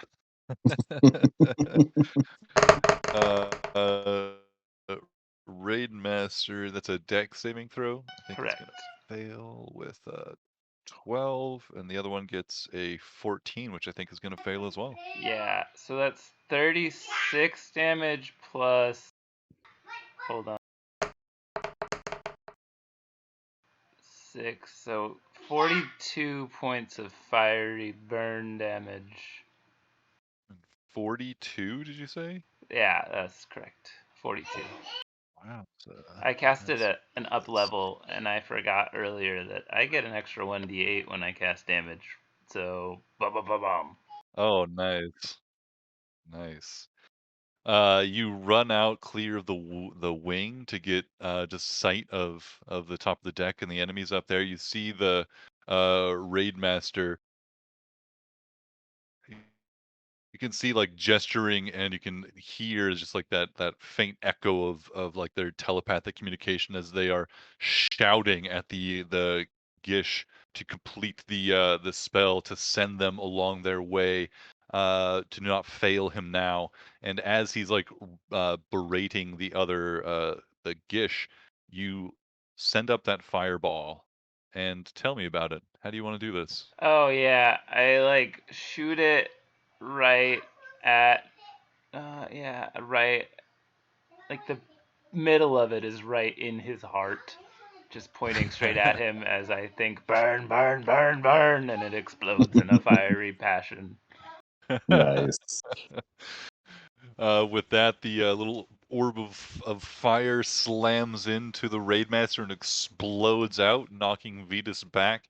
And after the brilliant explosion of light dims, and you can see again, there's just like a momentary a moment where the Raidmaster is still there, and then it just disintegrates into ash into a pile on the deck of the ship.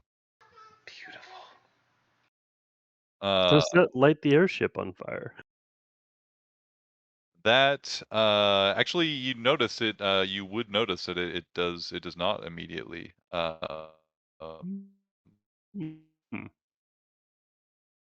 Do you believe in magic? The explosion just like burns across the wood of the ship, but does not seem to ignite it. Excellent. All right. Anything else? Beep. Still have turrets, right? I still have turrets. Does the force cage go away? The force cages do indeed go away. Thank Nice. God. But unfortunately, I don't think I can hit anybody that isn't already Well, not this is focused. concentration. But yeah. The spell, it's one action, it's an instantaneous effect, has a duration of an hour, and it's not concentration, so I think they actually stay in place. Cool. Yeah. Does Vetus look hurt? Vetus looks hurt, not quite bloodied. That fireball was the first damage they had taken. Well then, Vetus is gonna take a blast to the face. All right. He's the only Prepare for person that more. my ballista can hit. Yeah, I can hit. Sorry, trying to roll. It won't let. Gosh darn it. I will roll eventually. Hold on. God damn it!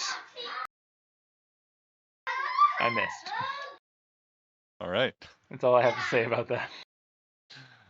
I got some temporary HP for your dwarf friends. I do.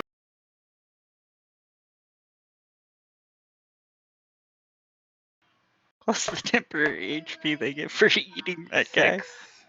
6 points. I have rolled shitty on the last like 8 things. I'm so grumpy.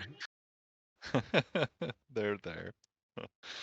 Gith Knight's turn.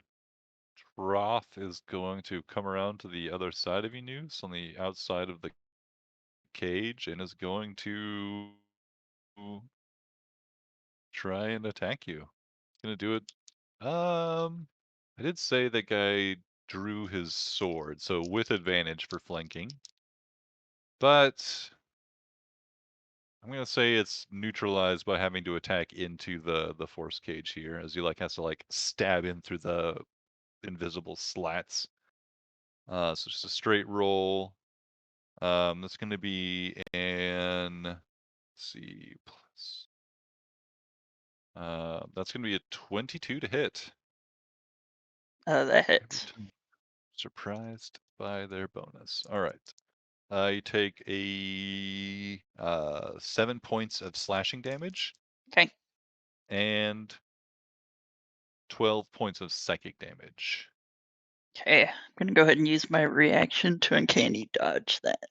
Ooh, nice. That's half. Yeah. All right. Second attack. That one's gonna miss with a 16 to hit. I think it's gonna miss you, unless you have a really bad AC. No, that misses. Excellent. All right. Let's see. Hasted, it's 19. How long does This haste one, last? 1 minute. Okay. I This think one's we're just well going within to that window. I forgot to. do I always an forget Yeah. the counter. This is going to look in shock at the Raid Master's ashen pile. And oop, that's cocked. You guys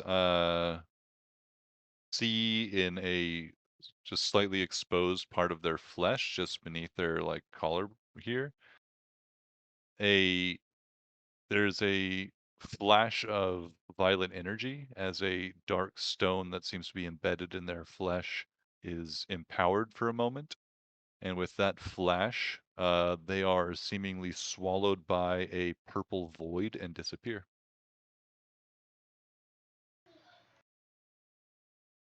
Is the raid master still dead? Yes. Still just a pile of ash. Who was it that disappeared? The one on the ship, Vetus. Gotcha.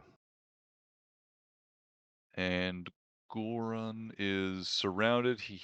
Goran hears that and is going to, surrounded by the dwarves, is going to do the same thing with another flash. It is going to escape this material plane and is no longer the battlefield. These two up here by the Gish, however, are going to continue the fight. And that brings us to the top of the round. We have 2 Gish capable. We'll have Xerox and Ellipses make these rolls, please. Damn it, I'm tired of rolling for this. Let's get the last of your good rolls out, Evan. Hey, it's a 2. 2. Oh, Yeah. so good. Another failed round as they make minimal progress. Nice. And They're very distracted by their leader being dead.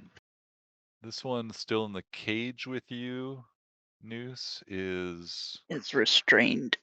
Oh yeah, is restrained. That's right. Is going to then... I just had the thing up to see what you had to roll to get out. can use your action to make a DC 15 strength or dex check. I think it's going to use a little misty step to get out of that. As the components are just verbal, it's just going to just blink out of the ropes. Oh yeah, my new skagged him as well.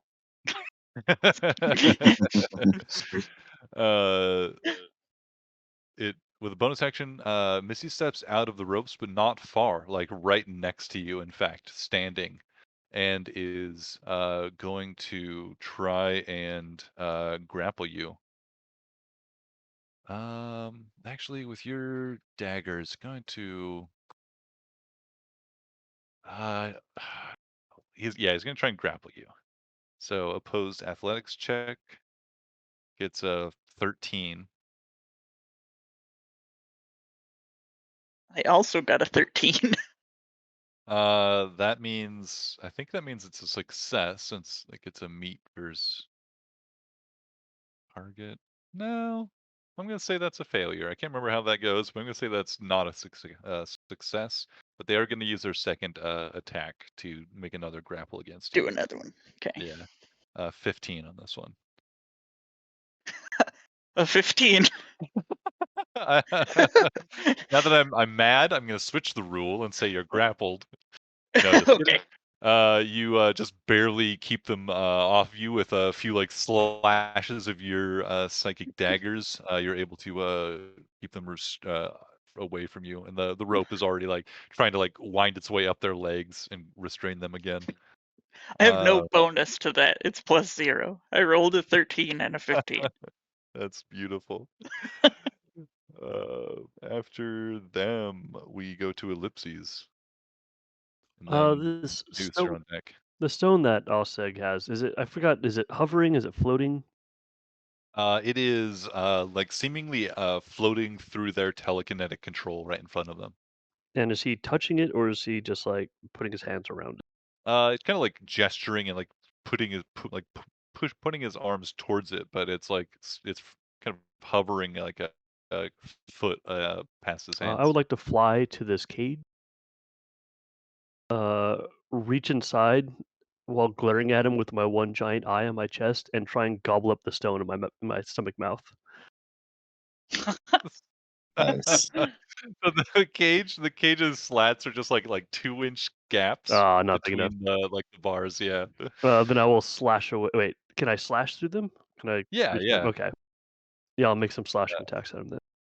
All right. I'll throw myself into my final rage since it keeps dropping off, and make some attacks on it.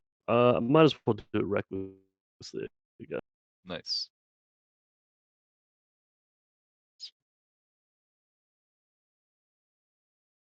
26 to That'll do. for 14 slashing damage. His movement is reduced by 10. Nice. And I'll make my second attack. Your concentration is broken. 24 to hit. Yep. For 10 slashing damage. Nice. Well done. Anything else from ellipses? I didn't want to do this. They're making me. And that'll end my turn. Perfect. Noose, you're up. Xerox on deck.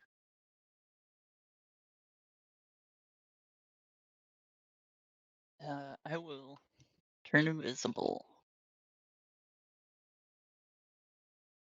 And then... Oops.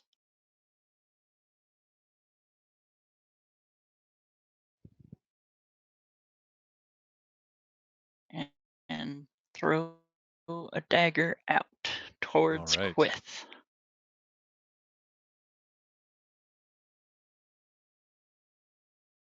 And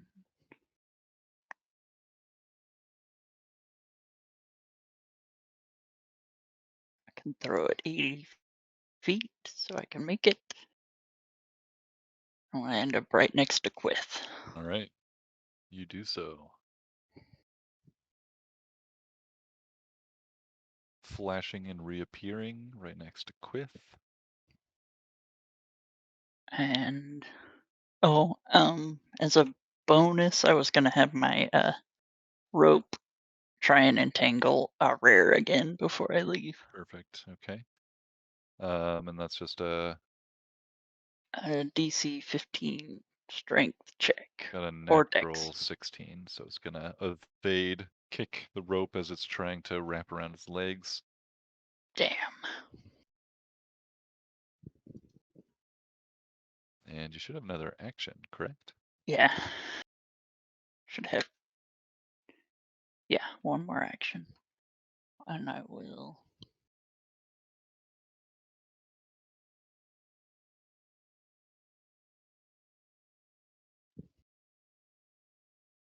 I am invisible right now, so I'm gonna.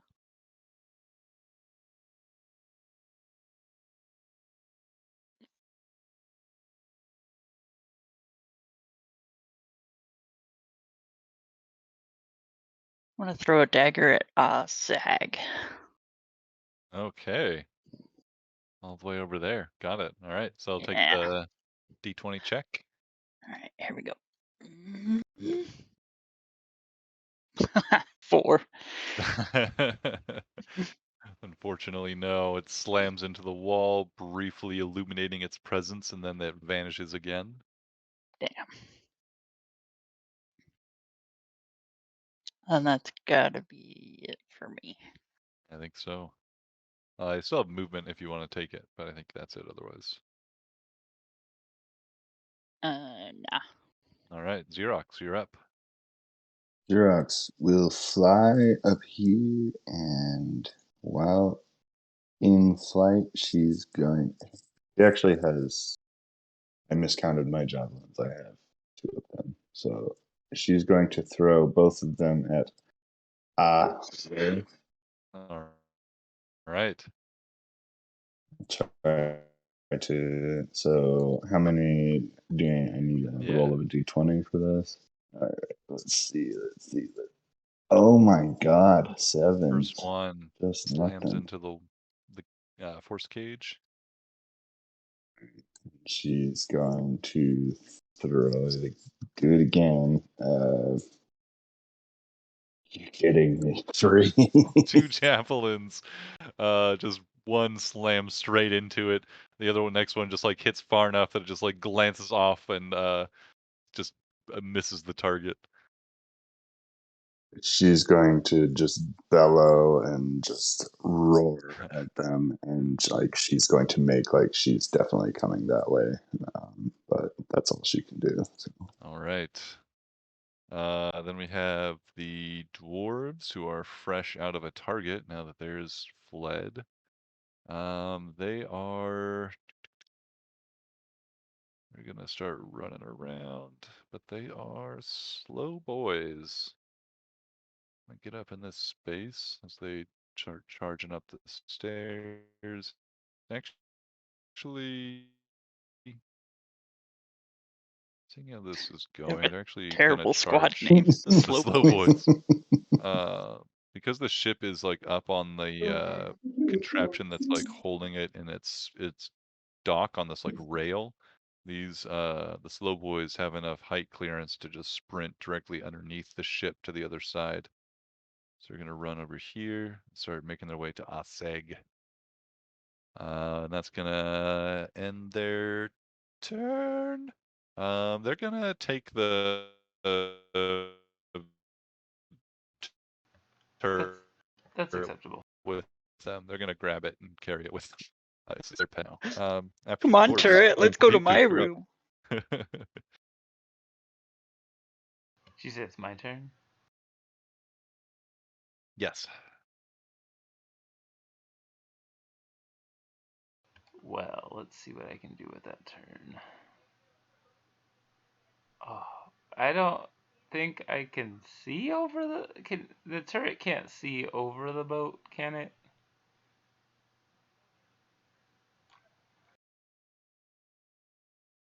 From there? Cut out a little bit there, but probably can't see Gatherseg. Okay, that's what I figured. Um Oh wait, nobody's on the boat.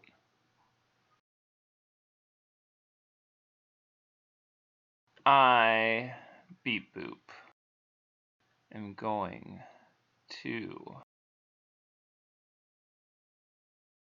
2, 3, 4, 5, 6. Sorry, that was louder than I intended.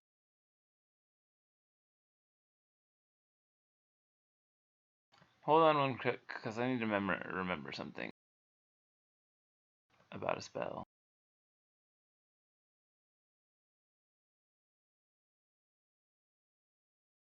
Oh, it's touch.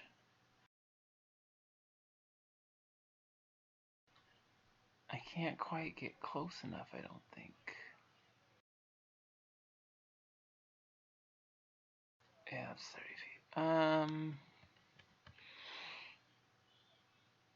How does jumping work? You can't jump further than your distance, right? Okay.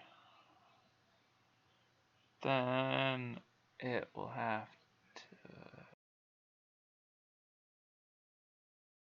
God. Why are the things... Oh, wait, hell with that. Fuck. I'm moving back. Take it back. Alright, what's it gonna be, Beep Boop? You know what? I'm not good at planning things. Can I see from here over the ship at these guys? No, from there you can only see rare. Rare. If I go up the stairs? Unless are you talking about the dwarves? Yeah, If I go if you up went up the this stairs, way? I'd probably say at that landing you could see Gath as well. That's what I'm talking about. I'm gonna shoot at Gath. Suck Do it. on this scorching ray. Gath, which is 3 attacks. Do I have to roll a d20 for all of them? Since it's 3 You fiery do, they are bolts. individual projectiles. Yeah. That's Yeah. fair. I will do that. Oh, 13, 13, and 12. Nice! All 3 zip right between the slats of the force cage. Thank goodness. I was about to have a conniption fit. Let's see about hitting him. I am so angry already. 16 to hit? That does not hit. For fuck's sake, I rolled 2 3s and a 5 for an 18 to hit. You got an 18? That Yeah. hits. God, I'm gonna finish him.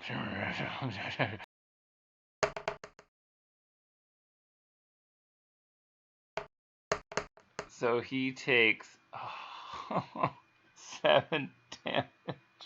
7 points of damage to I'm so angry. Yes. It does technically have to make a concentration check here. And oh, it's plus constitution. I think he's gonna be fine. Yeah, just just makes it. Even with a bad roll, just got a 10. So maintains concentration. On what? Okay. That's On fine. the focusing psychic energy to teleport the ship into the Well, astral plane. Take some focus. Beep Boop is grumpy, but that'll end their turn. Alright, Beep Boop grumpily ends their turn, and that brings us to the Gith Knights. Quith here is going to take some attacks against you, Noose, now that you are visible and right next to him. We have a 19 and a 24 to hit. 19 matches. Alright, 2 hits then. First one does 12 points of slashing damage. Okay.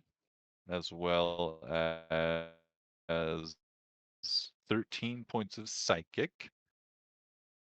Second attack does, ooh, that's no good. Does 10 points of slashing damage. And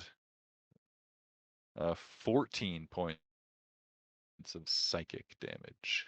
Okay, I'll uncanny dodge the second one. All right. I should have did the first one, but too late.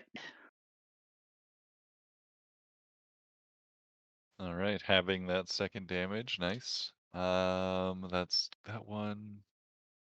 Trove is going to stay right here and defend rare, I think. It's rare. Okay. All right. And that's the only two that are left, so that ends their turn. And that brings us to the top of the next round. Who do we think is... Oh, there's only one of them that can concentrate this turn. So Geth is going to roll. I think Beep Boop should roll it for failing to disrupt him. Punishment I roll for tried my Beep Boop. hardest. And I'm gonna roll an 8. So net. Not enough. They needed a natural 20 to get the 2 successes needed to get progress on their own. And no progress is made on the ship. The others, though, are able to collect themselves and start refocusing on their efforts. So 3 of them again for the next round, unless they get disrupted. Ellipses, you're up. I think Ellipses will continue his assault on Seg.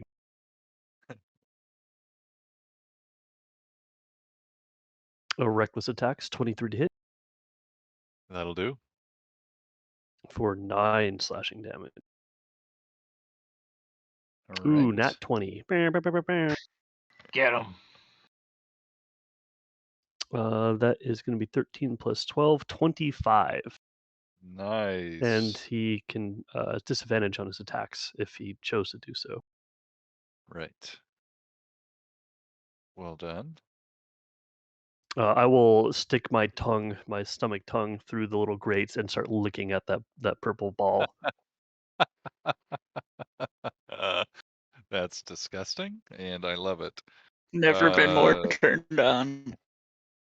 A taste of the master, the true master. The golden orb. Give me an intimidation check with that, please. 19. And you're on deck. 19. Oh, I forgot to roll the concentration check real quick. That's going to determine what happens here, I think. With a natural 3, I'll say concentration is broken, and as your tongue just like starts wiggling out into the cage, trying to lick them and the rock, that just like backs away and like puts her back up against the other side of the force cage, and is not going to make any progress this turn. They're basically stunned by terror of you, of your abominable features, and is considering you can see like a little bit of like glowing purple energy around the stone that's you can see just like popping out of their like their armor right here on their neck, considering getting the hell out of here, it seems. Anything else That'll end from his turn. Ellipses? Noose, you're up. Xerox on deck. Okay, I'll think really hard. Looks like the ship is ours. You might as well just get out of here like your friends.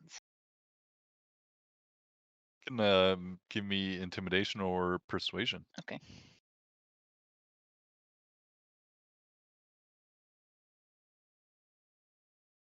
An 11. 11. Geth, you can hear the voice of Geth in your mind as they say, "We'll die before we go back to our queen empty-handed." Okie dokie. You can take care of that. All right. So I want to bonus action disengage. And activate my flying boots so I'm up in the air. And I want to fling a dagger at Asag. Okay. Alseg is has already had their concentration broken for the round. If that does change your... Nah, I still want to Break it, attack him okay. because he's in melee with him, so I'll get a sneak attack on him. Oh, nice. And I made it through the bars with an 11. Nice. Whew. Now let's see if I can hit him. 25 That will certainly. for total of 22 or total of 33 damage. 11 psychic and 22 sneak attack. Nice. 33 damage to Seg. Wow. He was looking good not long ago. How do you finish off Seg? Dagger goes right into his brain. Into his big bald-headed brain. And his eyes you- roll back, and he then the dagger disappears, and he falls backwards. He falls back, except he's like already leaning against the back side of the gate here, so he ends up like getting like falling forwards right into Ellipses' tongue. Oh, You get there a you go. good long taste of Hmm. him as he falls down. Gets that orb nice and close. Yep. Yummy. The rock clanger clam also rest right in front of you. Definitely within tongue reach. Okay, and then my second attack will be on Geth.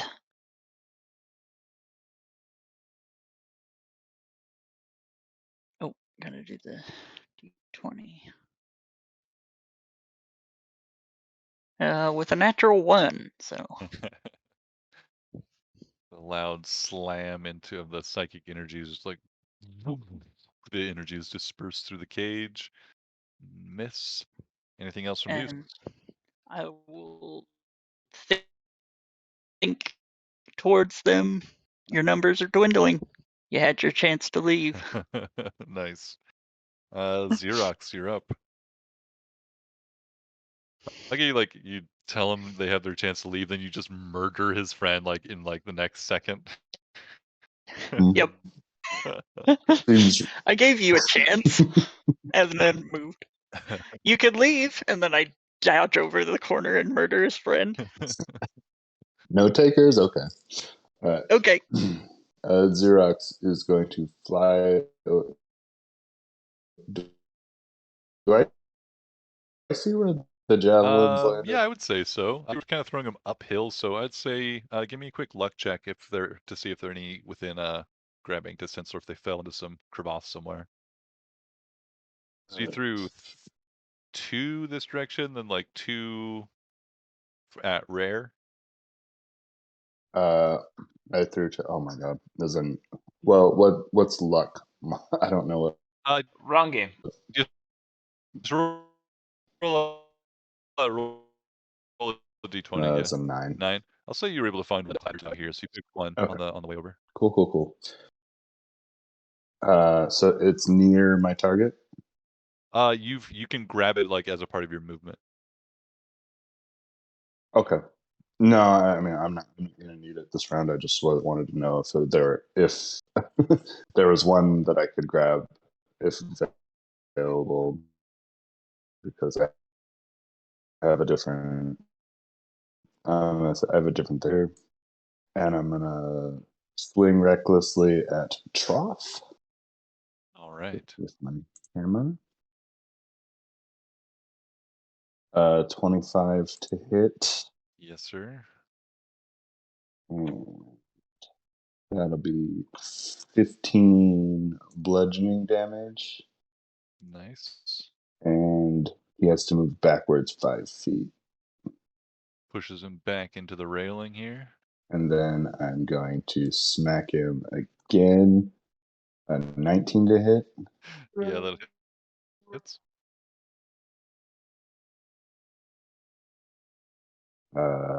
14 bludgeoning damage. And then I'm going to bonus action shove All him. right. Opposed athletic. 20. 7. Okay. I'm going to shove him over the railing and expend my last charge to send him wherever he lands. Woo! Falls down. Slams into the ground down below. A little ways out there. And yeah, I'll get an extra 2d6 falling damage here.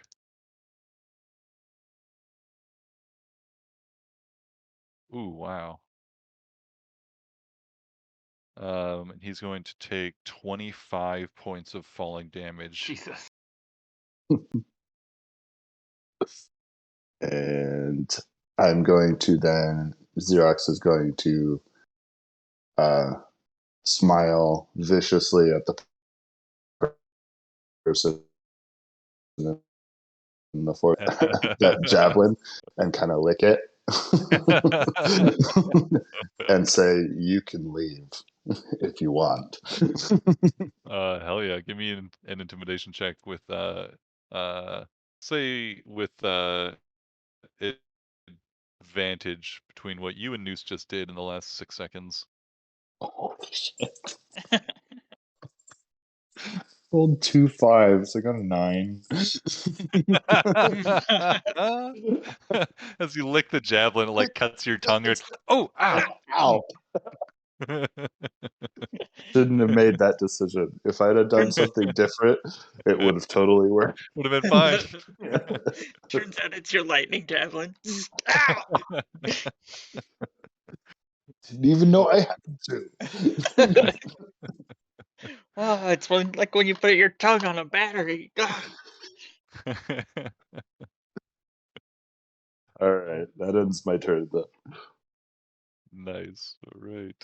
Dwarves are going to continue playing catch up. Everybody keeps dying as they get close. They get over here. Kind of have to work around the invisible force cage. That's all they can do is just dash. Beep boop, you're up. Well, it's my turn. 1, 2, 3, 4, 5, 6.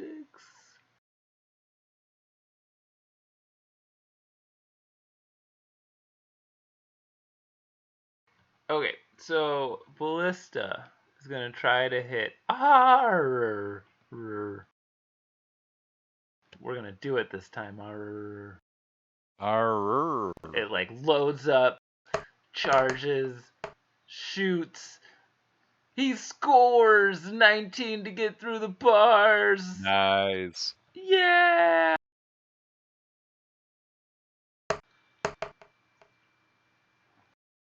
I'm so angry. So angry. But it like gets right through the bars. And, yeah, and it doesn't hit him at all. Just misses, like Perfect. right behind his head, and he's like, Muted, Jared. Oh, I was just saying, I just imagine it ricocheting off all the bars, but somehow not hitting him.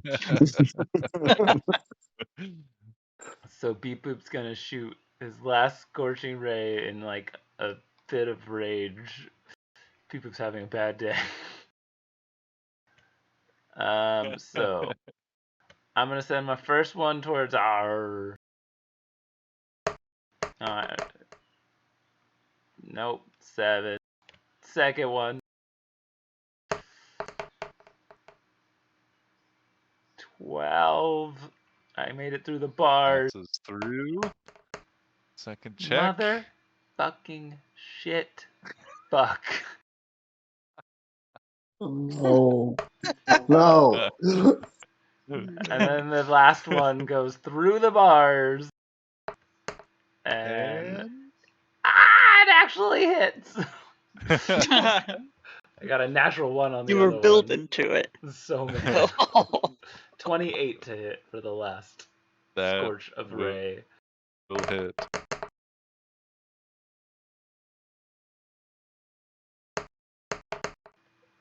For 13 points of damage. Nice. As the fire ray explodes in Auror's face. Slams into him. Let's see if he does save the concentration with a natural 17 plus like 7. He's gonna maintain concentration on the teleportation. Excellent. And then I will get more angry, but give some health points to the dwarves. Dwarven buddies get a few replacement slow for their boys. HPs. The slow boys. They Who have need not it. taken damage in quite some time. 13 temporary hit points. You get 'em, Oh, boys. nice. Yeah, they're cooking. Wait, no, sorry, 11. Sorry, I apologize. I don't know how to do math. Still good. Ellipses is just like blindly staring at you. Oh, yeah, he's right there. You're Nope, just no, outside. It's not my fault that Mark put it on the other side of you.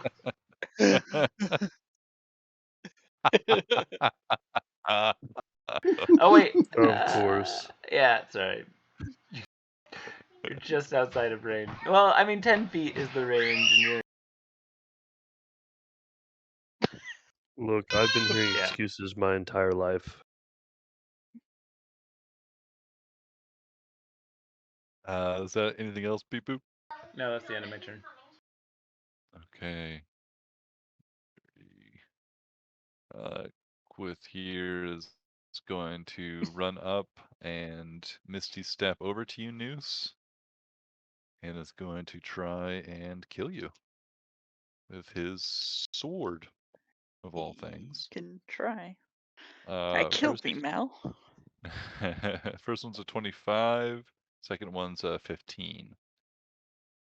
So one hit, I think. One hit, yeah. First that's just 9 slashing damage, Okay. and then that's weak. And then 9 psychic, so 18 on the first attack, or the only attack that hits. So I'll rather. dodge that one for half. Nice. Nice. Troth is upside down, stands up. Does Troth? I think Troth, yeah, should still have a Misty Step available, and is going to Misty Step right back up here to aid Ahrar, and is so that bonus action is going to, this is you right here, Xerox, right? Is going to attack Xerox with 2 mighty strikes. Were you reckless last round? Yes. Hell yeah. All right, first attack. That's going to be a 26 to hit. That'll hit. Second attack is going to be a 24 to hit. Also, will hit. All right, so we'll do first one is going to be 11 points of slashing damage, so down to 5. And then the psychic on the first hit is going to be, oh wow, that's bad. Just 8 points of psychic. The second attack, slashing, is going to be 14 points, so 7. And then second attack, psychic, wow, is going to be 5. 113. That is some shit. I've been Drop. meditating, motherfucker.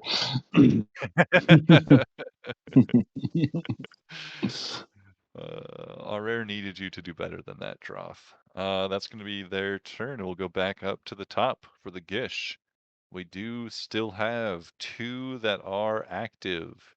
Who are my volunteers to roll for them, please? I haven't done it in a while. All right. Xerox and Noose. Oh, 18. I got a 10. That is 1 success. So that is not enough for a for progress this round.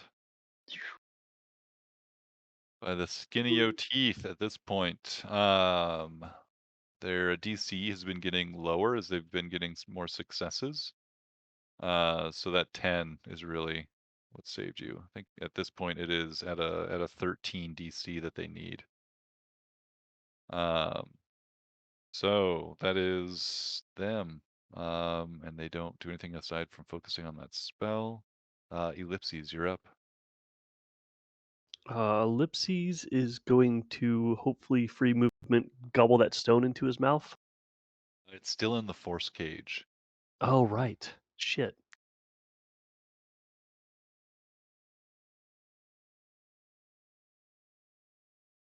Ellipses is going to walk over and take the robot, the drone thingy. The turret. Yeah, I was gonna take that and then huck it at Quillith. Quillith. Because I don't have anything to throw at it, and I want to keep my rage. So Yeah, absolutely. No. Welcome to Yeah. the slow boys. So go and make a like a strength ranged attack, like you're throwing a javelin. This is going to be a what's the term for a non-standard Improvised weapon? weapon. yeah. Improvised weapon. Yeah. So it's strength of 13 plus my proficiency plus my You don't so get that your should be proficiency 17. on this. Oh, okay. The strength was just 15, raw 15. 15, not enough to do damage. Oh with wait, this. I'm still raging, so I get Oh, yeah. advantage. Nat 1. Oh, the yarn turret is thrown through the air. It seems to have a lot of wind resistance, and it slows down a bit as the yarn sails through the air. And by the time it hits Quith, it's just kind of like a boom, and it just falls to the ground. Beep Boop is watching, and like as you pick it up, he's like, hey, hey, hey, hey, hey. Ellipses. Hey. What are you I'm doing with just my baby? Just trying to help. And that'll end his turn. All right. If you did want to, I think you could get a little. That'd be like 10 with that cage there. Yeah, you're about. That's probably about as far as you can get. All right, ellipses, then Noose with Xerox on deck. Okay, I will bonus action disengage. And throw a dagger at Rare. All right. Yeah, Xerox is in D20. melee with him. God damn it, 5. That slams into the force wall or force cage. Okay. Second attack, I'll do it on him too. D20. 18. Nice. Yeah. Let me do the attack. 21 to hit. That'll do. And Oh my god. total of 32 Holy cow. damage. 8 psychic damage, 24 sneak attack.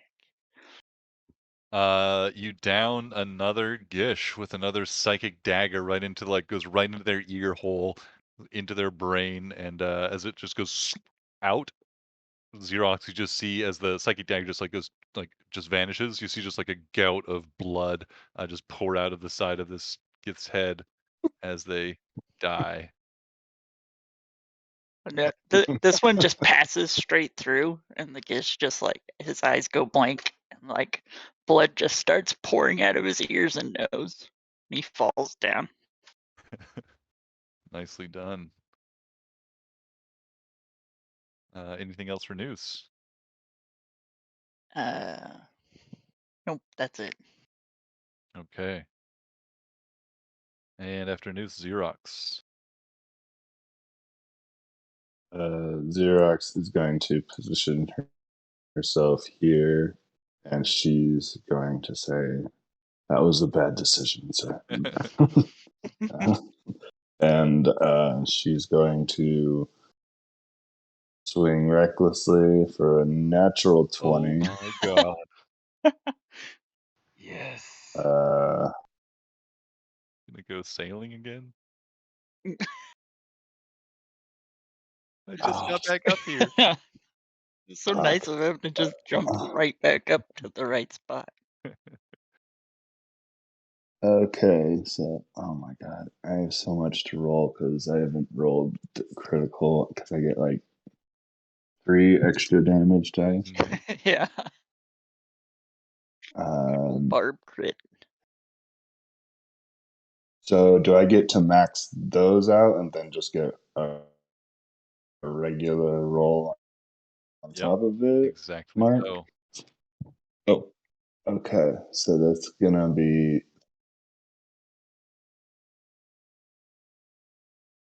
That's gonna be 24 base damage.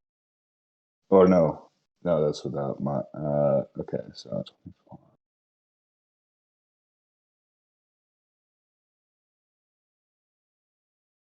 33 base damage.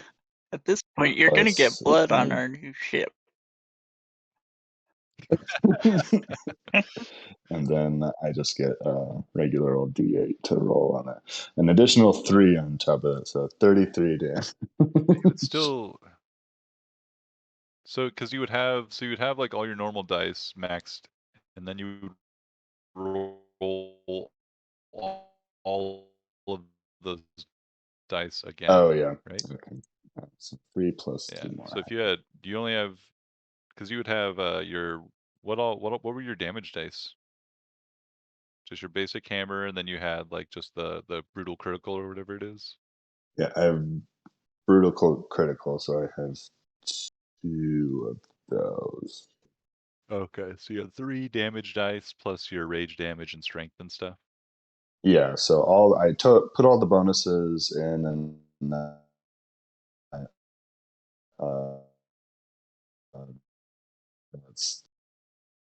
that's 33 is the base, and then an additional 13 on top of that, 46 damage.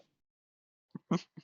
And then I'm going to swing again. That's a 19 to That hit. hits. So another 14 damage. Nice. And then I'm going to bonus action shove him back over the railing. All right, opposed athletics.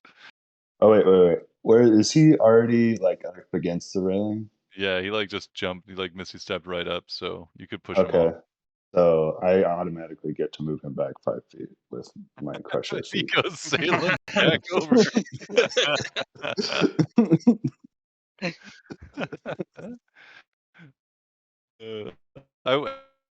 Actually, I will give him Okay. or if he just gets like Okay. shoved Cool. into it Yeah. really Fair hard. enough. Oh, he got a natural 4. So he goes, I'm sure. He's still alive after all that damage? I mean, yeah, he wasn't too hurt before the last tumble, and then just Dang. jumped back up to just get fucking walloped on. So he falls off again. Are you adding any extra downward I'm force? out of charges. Okay. So he's only going to take another 9 points of damage, and he is. I can see him there, like, for a moment you think he's just like dead, but he starts like groaning and moving. Moments later, he's heavily wounded. And Jax is going to use her movement to get up. I think he did 69 damage that round. Nice. Nice. Appropriate since Troth went up and down and up again. Or down and up and down again. All right, the dwarves, they're going to keep on running over here. Oh, they're actually getting close to somebody. Yeah, so they'll be dashing in, and that'll get them in range of Quith, but they are not going to be able to do anything this round. God damn it. Go slow boys. Slow boys, dash. All right, they're done. Beep boop.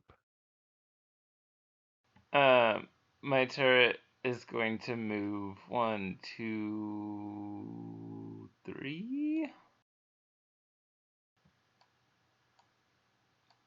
And then beep boop.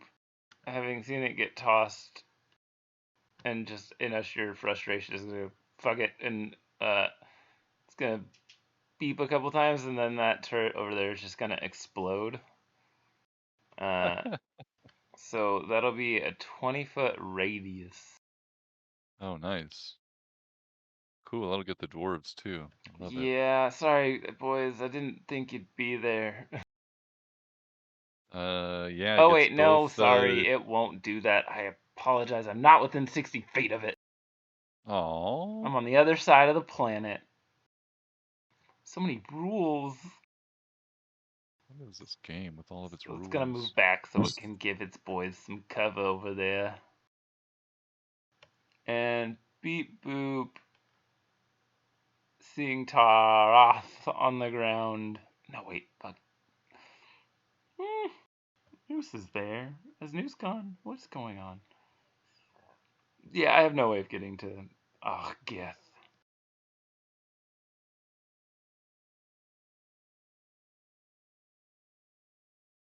Yeah, I just can't do it. I'm gonna look down over the rail and be like, "Man, Trot, that looked like it hurt," and shoot him in the face with an ice ray.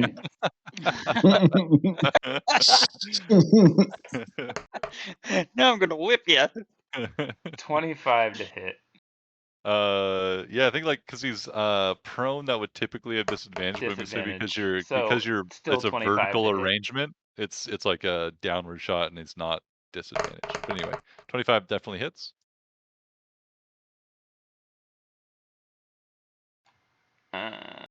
That's 16 points of Ray of Frost damage. And You finish off Troth. Tell us yeah, how. he just turns into really icy crystals, and his head just is like frozen with a look of terror in his eyes. It's just a frozen blue Gith sickle. You can see as he's like beginning to freeze, he's like trying to reach his hand up to like activate this stone that's on his chest to teleport out of here. But you can see like the purple of the stone start to like flash and illuminate until he just like stops moving and with like one last breath is dead and the stone just slowly dies into darkness. Kool-Aid hot bite. And then my other Force Ballista is just gonna come over a little bit further and seeing no other target, just shoot him again. Excellent.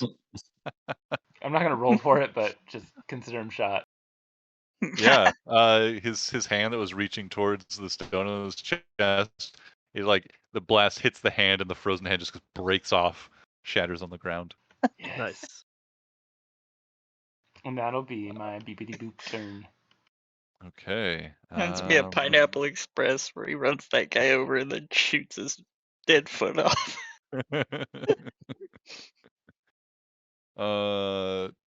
Queeth here is going to. Oh boy.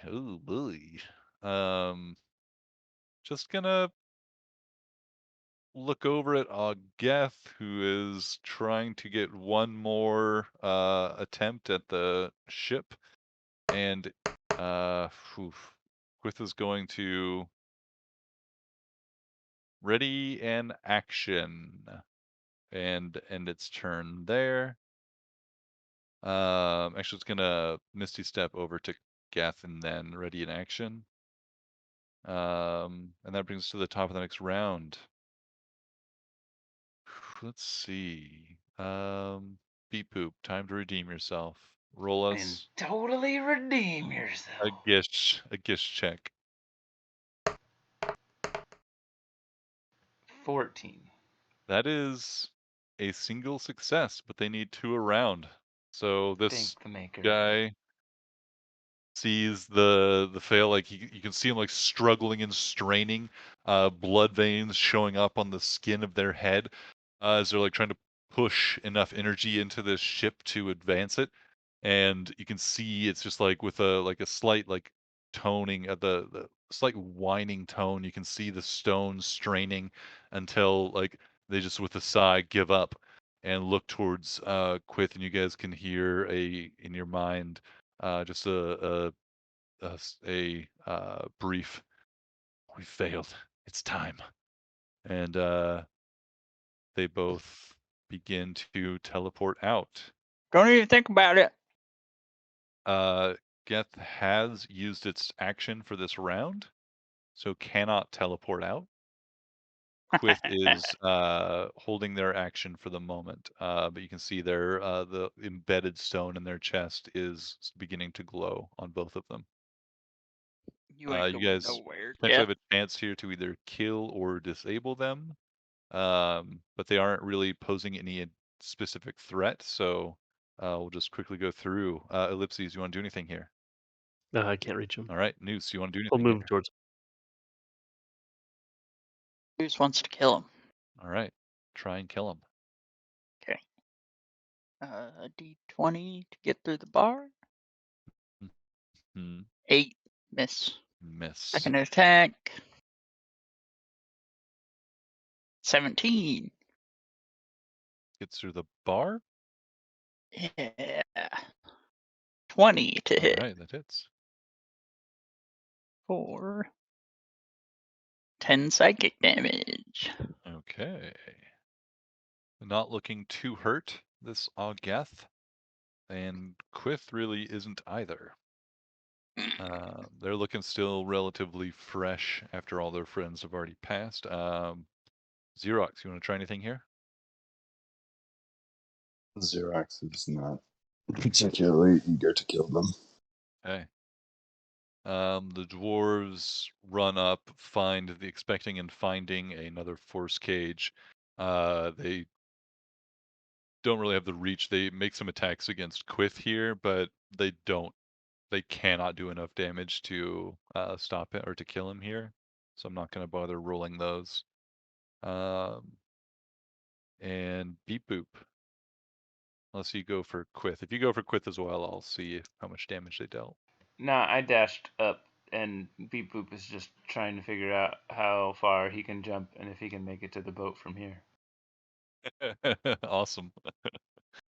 You can indeed on your character sheet see your exact movement if you click on movement, I think. It'll have your long jump and stuff. Or at least how to calculate it.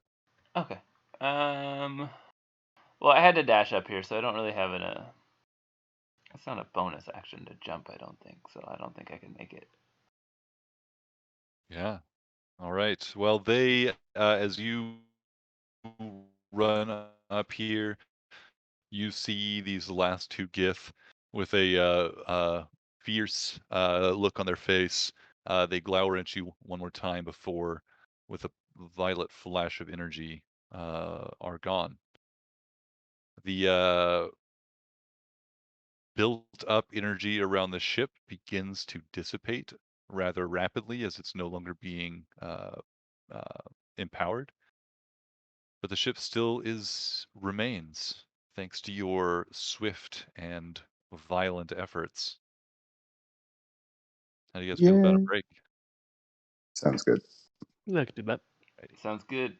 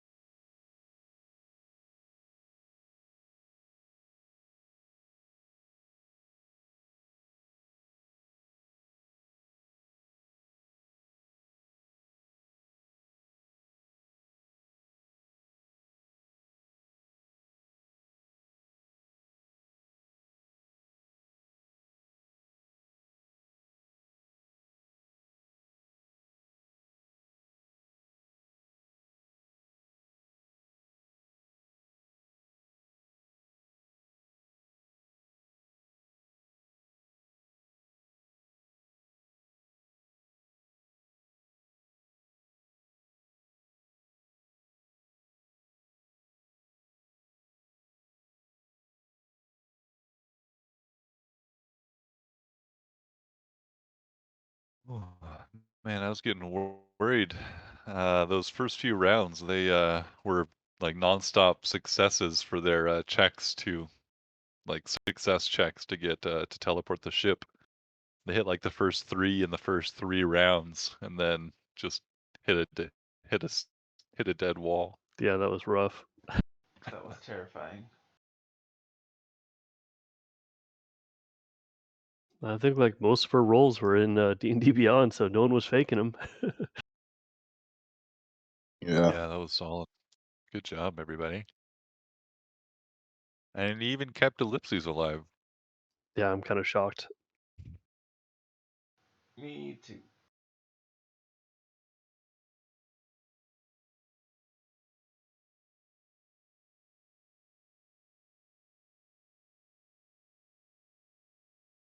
Probably Very some low. orbs around that for you to devour now. Right. I don't know think if they any of actually them do anything. left any dead bodies. One got burned to ash. I don't eat His orb people. might be okay. What's wrong with you? Everything. So, in the immediate aftermath of the battle with the last enemies having left, teleported away, you guys look around seeing no more enemies and just a few corpses as most of them have fled. The ship remains cradled on the supports holding it on the rail track here below you, Beep Boop. And you and the other dwarves kind of just take stock of the situation, catch your breaths. The dwarf Zlatic says, "Well, now that's over. I'm pleased to see your prize remains."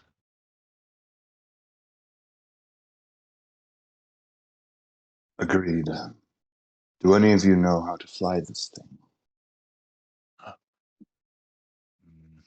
Not a single idea. We might be able to help you out with that, though. He looks up at the ceiling where the ship should hypothetically be able to depart. I should have some control over this place. If I can find one of the hubs, I can open the ceiling for you. The companions should be able to clear the shell structure above in this area. It was old dwarven architects designed things in such a way that if you know the tricks, not so hard to remove and reassemble. Shouldn't take us more than an hour or two to clear out the way for the ship out if you all can figure out how to fly the damn thing. We cannot thank you enough for your assistance. You were the ones that deserve the thanks. You've helped us clear a sin from our records.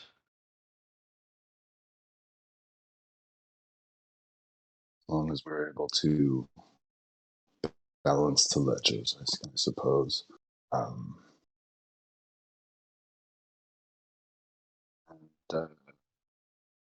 Xerox will try to, is there any ramp for getting on the thing, or is it still just a jumping affair? Yeah, looking around, you can see that while the ship is certainly like climbable on the sides, it's a little bit tricky.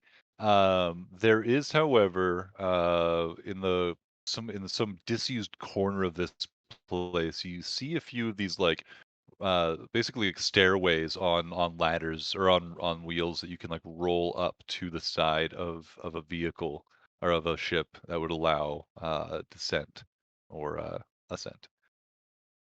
And Xerox will start making her way towards one of those. You go grab it out of the corner, clear off some old debris and things that have wound their way up against it, and you start trying to wheel the thing out, but it was rusted, solid. The wheels are not moving at all. with your great strength and to everybody else's great discomfort, you begin pulling this contraption across the floor, and it is just grinding against the ground, making just an unholy shrieking sound. Beep Boop is gonna cast grease in front of it, and on the wheels a little bit, just to give it a little bit of like slick as it rolls over. Definitely immediately interrupts the noise. It continues to slide for quite a while until like some of the grease starts to like wear off after you pull it past the patch, and then eventually like one of the wheels starts rolling again, and then within a few more feet, the whole contraption is once again like rolling. It's not definitely needs a little tune up, but it's got the wheels loosened up a bit. Very effective strategy. And with my last first level spell slot, I'm gonna go tap To go and Ellipses. sit up against the ship.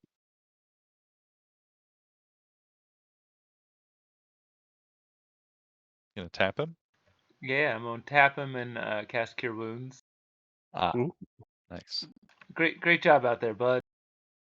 Proud of you. I think my mission is complete. Perhaps it is time to die. And he lays down on the steps over Oh my god. and just like, it's happening. Yes, I feel it. Yes, I'm leaving my body. Existence is pain. Reality is poison. Give I me a gave him 9 Constitution saving throw. hit points. Actually, give me an Intelligence saving throw. 10. You do not die. I cannot die. Does Ellipses want to die that bad? Lays down on the ground for like 3 seconds, opens one eye and goes, I cannot die. Yeah, pretty much. Xerox, once she gets the stairs over to the ship in the right spot, is going to make her way up them and head towards anything that looks like a command chamber or something like that. Noose will just fly over. I call the big room. Ellipses will start ferrying the dwarves over one at a time. I don't think they're coming. No, they are busily. They talk amongst themselves and leave this chamber. Zlotic says, "We're gonna go find a control hub, and my companions, as I said, will begin clearing the way above for you." That's what they do until Ellipsis flies over and grabs them and carries them to the ship. Like a mother cat bringing the kittens home.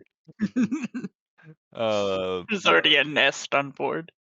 Zlotic continues and he says, "Feel free to take advantage of anything that the Grutnik clan had in the previous room. We didn't stay long to look, but it looked like he had collected payment for delivering this ship to our enemies."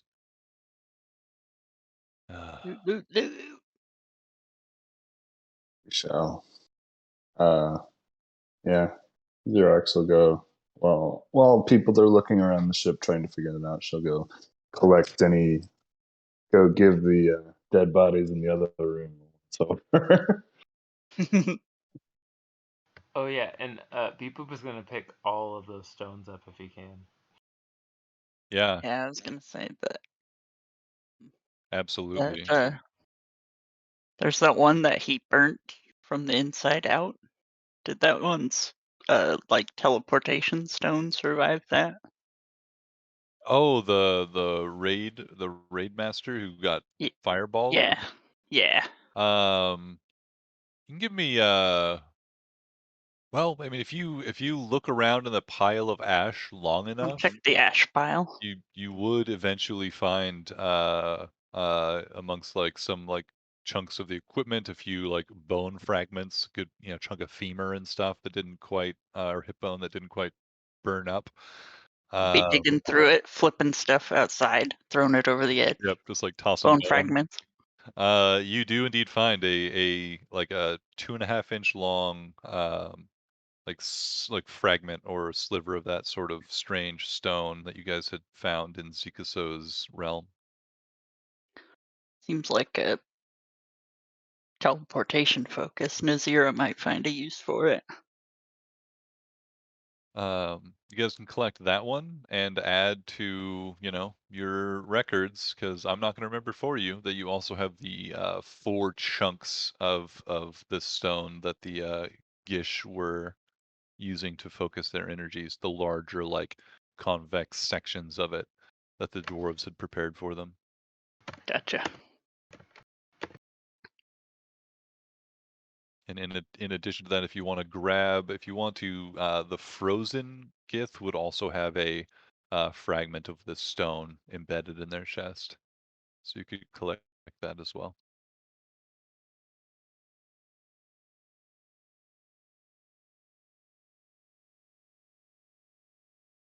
You would, of course, with the raid master. This is me also, like, again, only going to deliver inventory or, like, loot stuff once. So if you forget that you have it, I don't care. You get another one of these silvered greatswords that the raid master was wielding. The other Gith that died, the frozen one, has just a regular sword. Nice. The notably, Noose, as you were looking through the ash pile, you would also have found, rather notably free from damage, like a headband with a, like, kind of a, looks like a pearl embedded in the front piece here. I'll take that. Ellipses is going to be spending an hour just like sitting on a boat, staring into his hands. It looks like he's having another existential crisis. But you notice that little things of food start appearing in his hands, little cookies in the shape of ellipsis. And after an hour, they will be completed. Yes. Nice. Somebody comes by, tries to grab one, like, not done yet, slaps her hand away.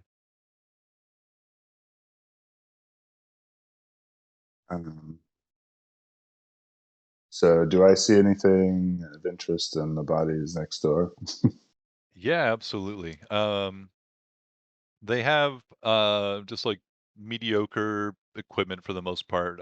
Those are just like general, like arms and armor. You Got do really find interesting bodies. very interesting bodies. You do find the bag of coins that had been given to them as you guys had arrived by the Gith as reward.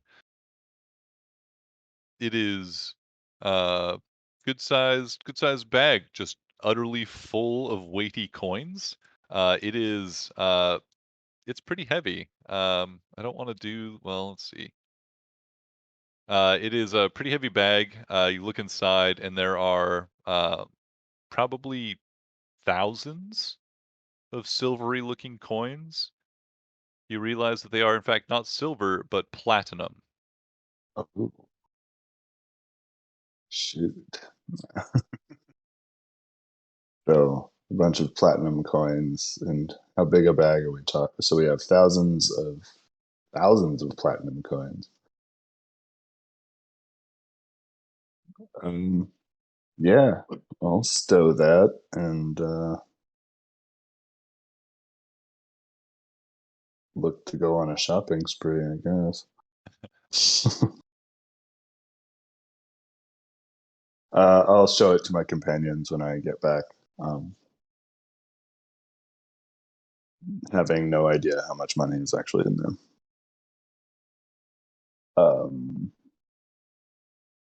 And then gonna head to the control chamber and try to look for any kind of type of mechanisms to get this thing running and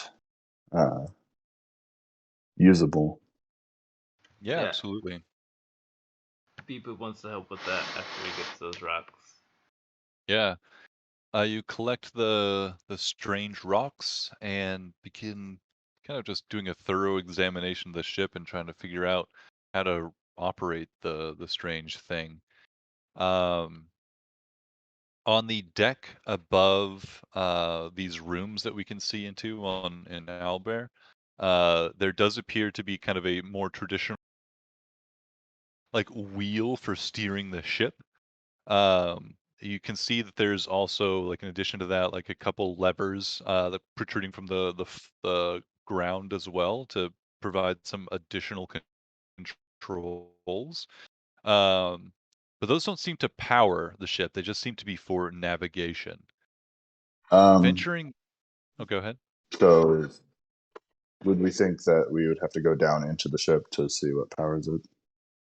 Exactly. Yeah, you venture deeper into the ship, and you can see at the very back of the ship there's like that cylindrical staircase Hmm. that goes up to a hatch at the very top deck, and it goes to this level where these like kind of like captain's bedroom and like another room are, and then it goes another level below here, and that shows the inside of the ship. And you'll find down below, in addition to a lot of like storage and some other rooms and such, there is one like chamber that is absolutely like the beating heart of the ship.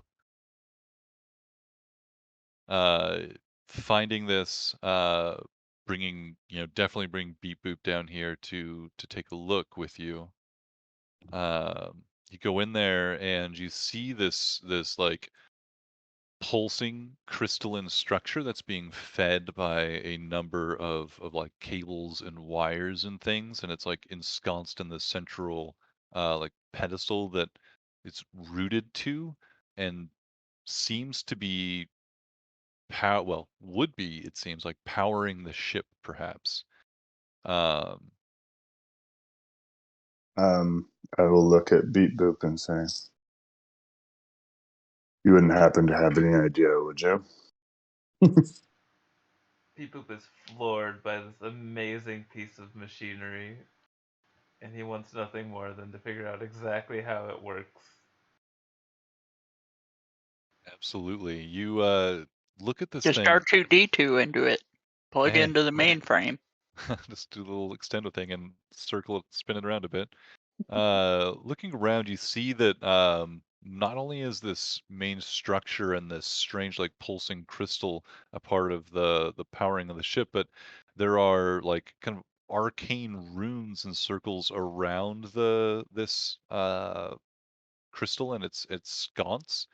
Um, Not just like written on the floor, but like carved and engraved into the flooring around it.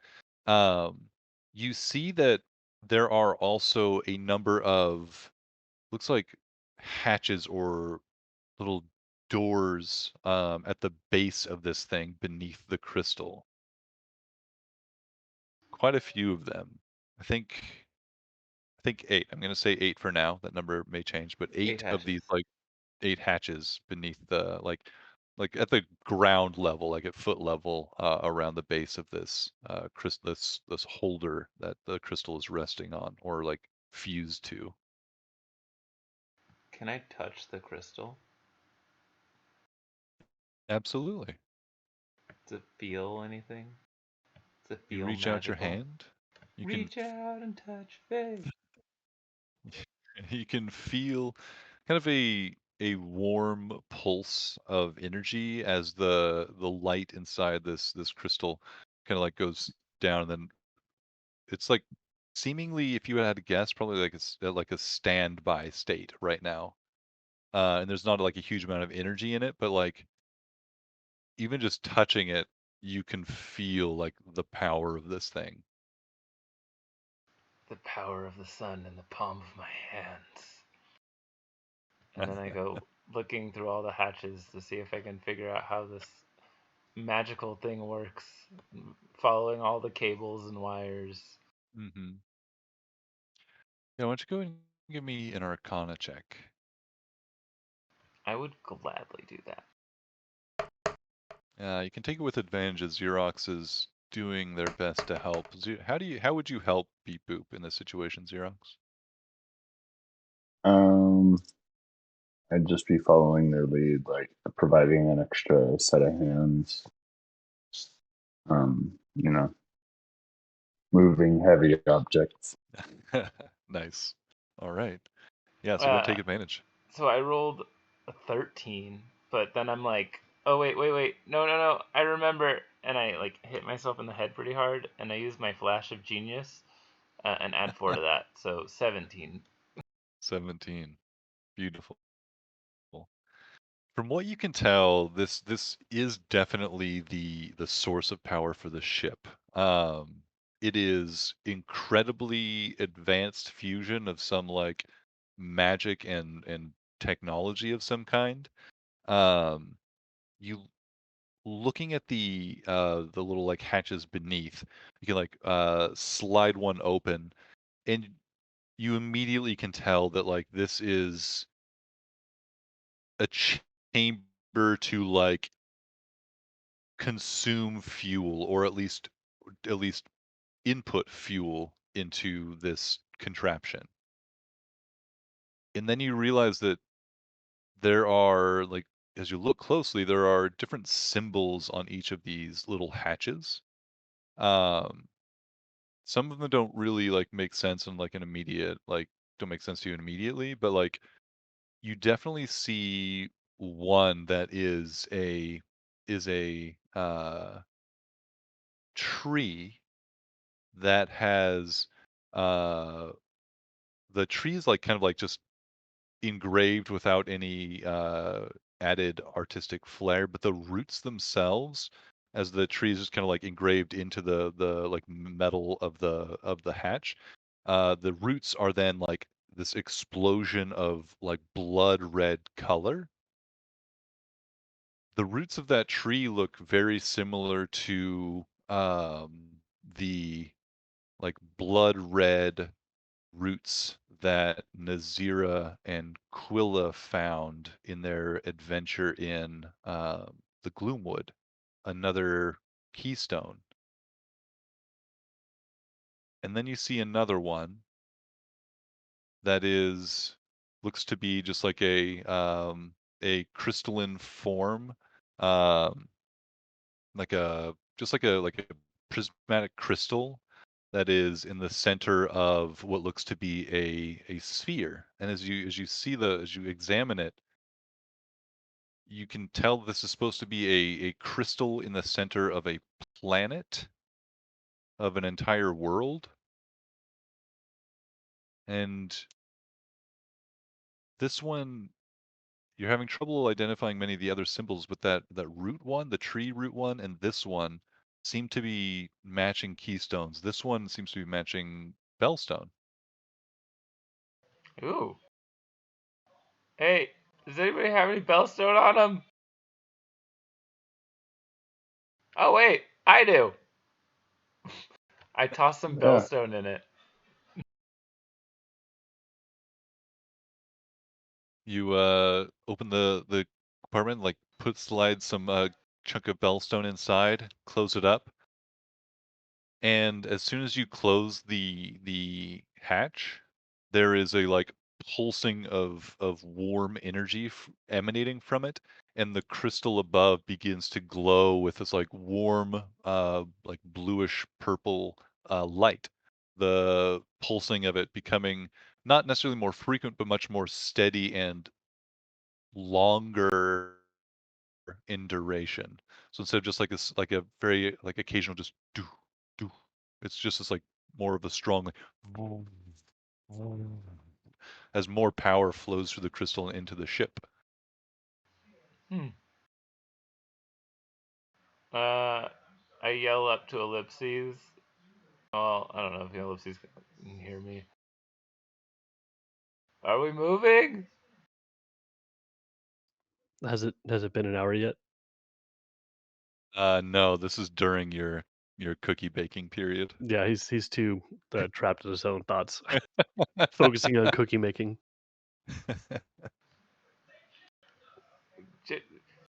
Go check if we're moving. Xerox. No response. Probably dead. Xerox will run up and see. what there is to see in terms of movement.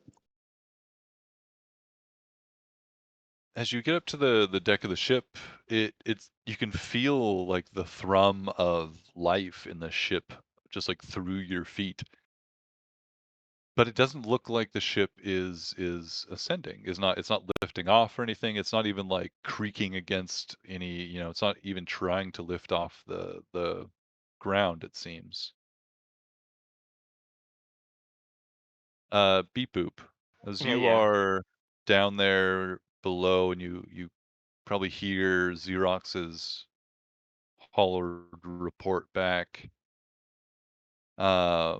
You're like look into this crystal and the structure here, and the crystal, you can see like movement within the crystal, like shadows and or something, but different than the pulsing energy and increase in the light that you had seen up to this point. Oh, shadows moving in it?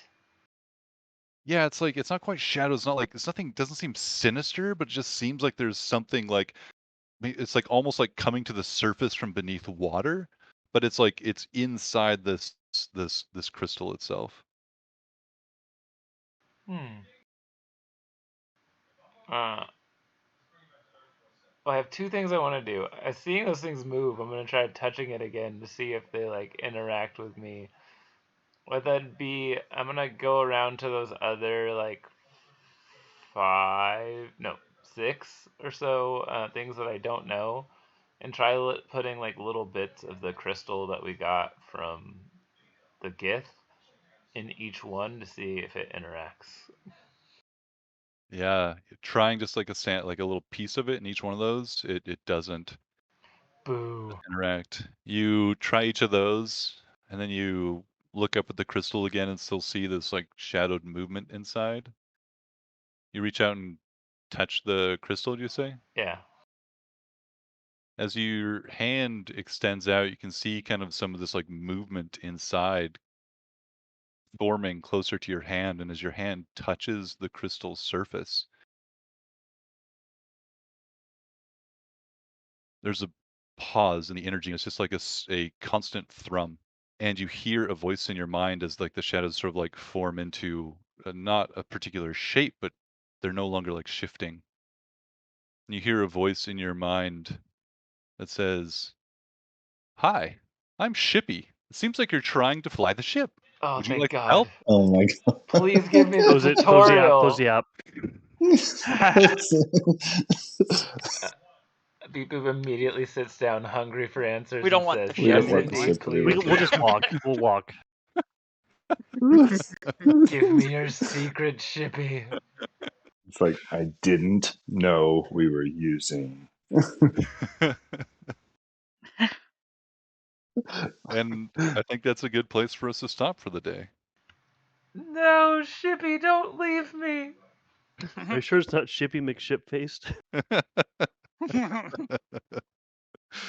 Shippy pops up when we're trying to start the ship, and he goes, "Looks like you're trying to start the ship.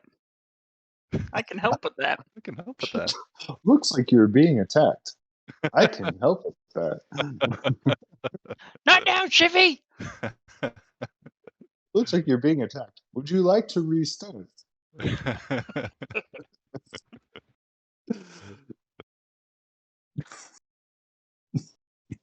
You have an Oh, update. man. You cannot skip it anymore. It's like you're typing your letter of surrender. I can help with that. Not now, Shippy. The Looks like sister you're- ship Vista.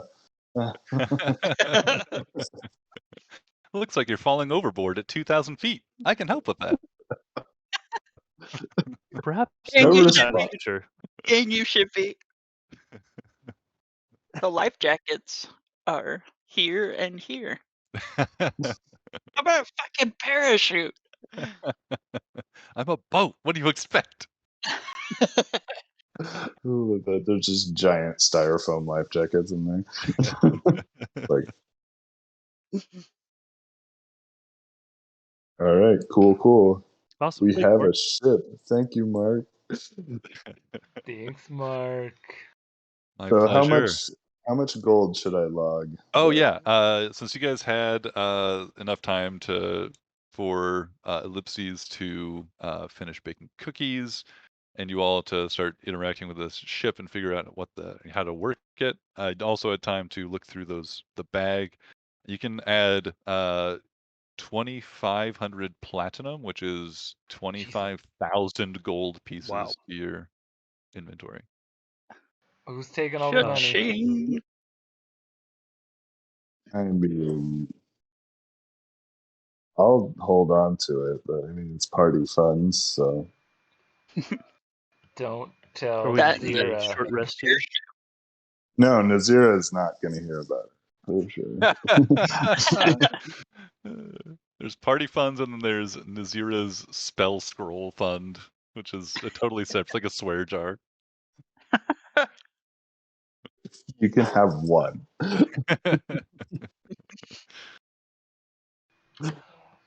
Unless you're buying Wish, in which case you can. Yeah, we'll buy that. That seems fair. I think at the time Gray had control over the funds, so there was no way he was going to stop her. She's just buying paper.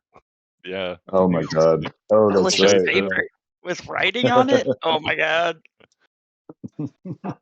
That's a smart investment. And, put your money in paper. It's going places. It's going to be everywhere before you know it. He spends all of the group's funds on a big stack of paper with writing on it. Paper will never be replaced. It's all just erotic fan fiction. That's great. I was trying to think of something really dumb for it to be. Like That was perfect. fan fiction. Fan fiction about the big help gang. They just Xerox stares blankly at things. What are you?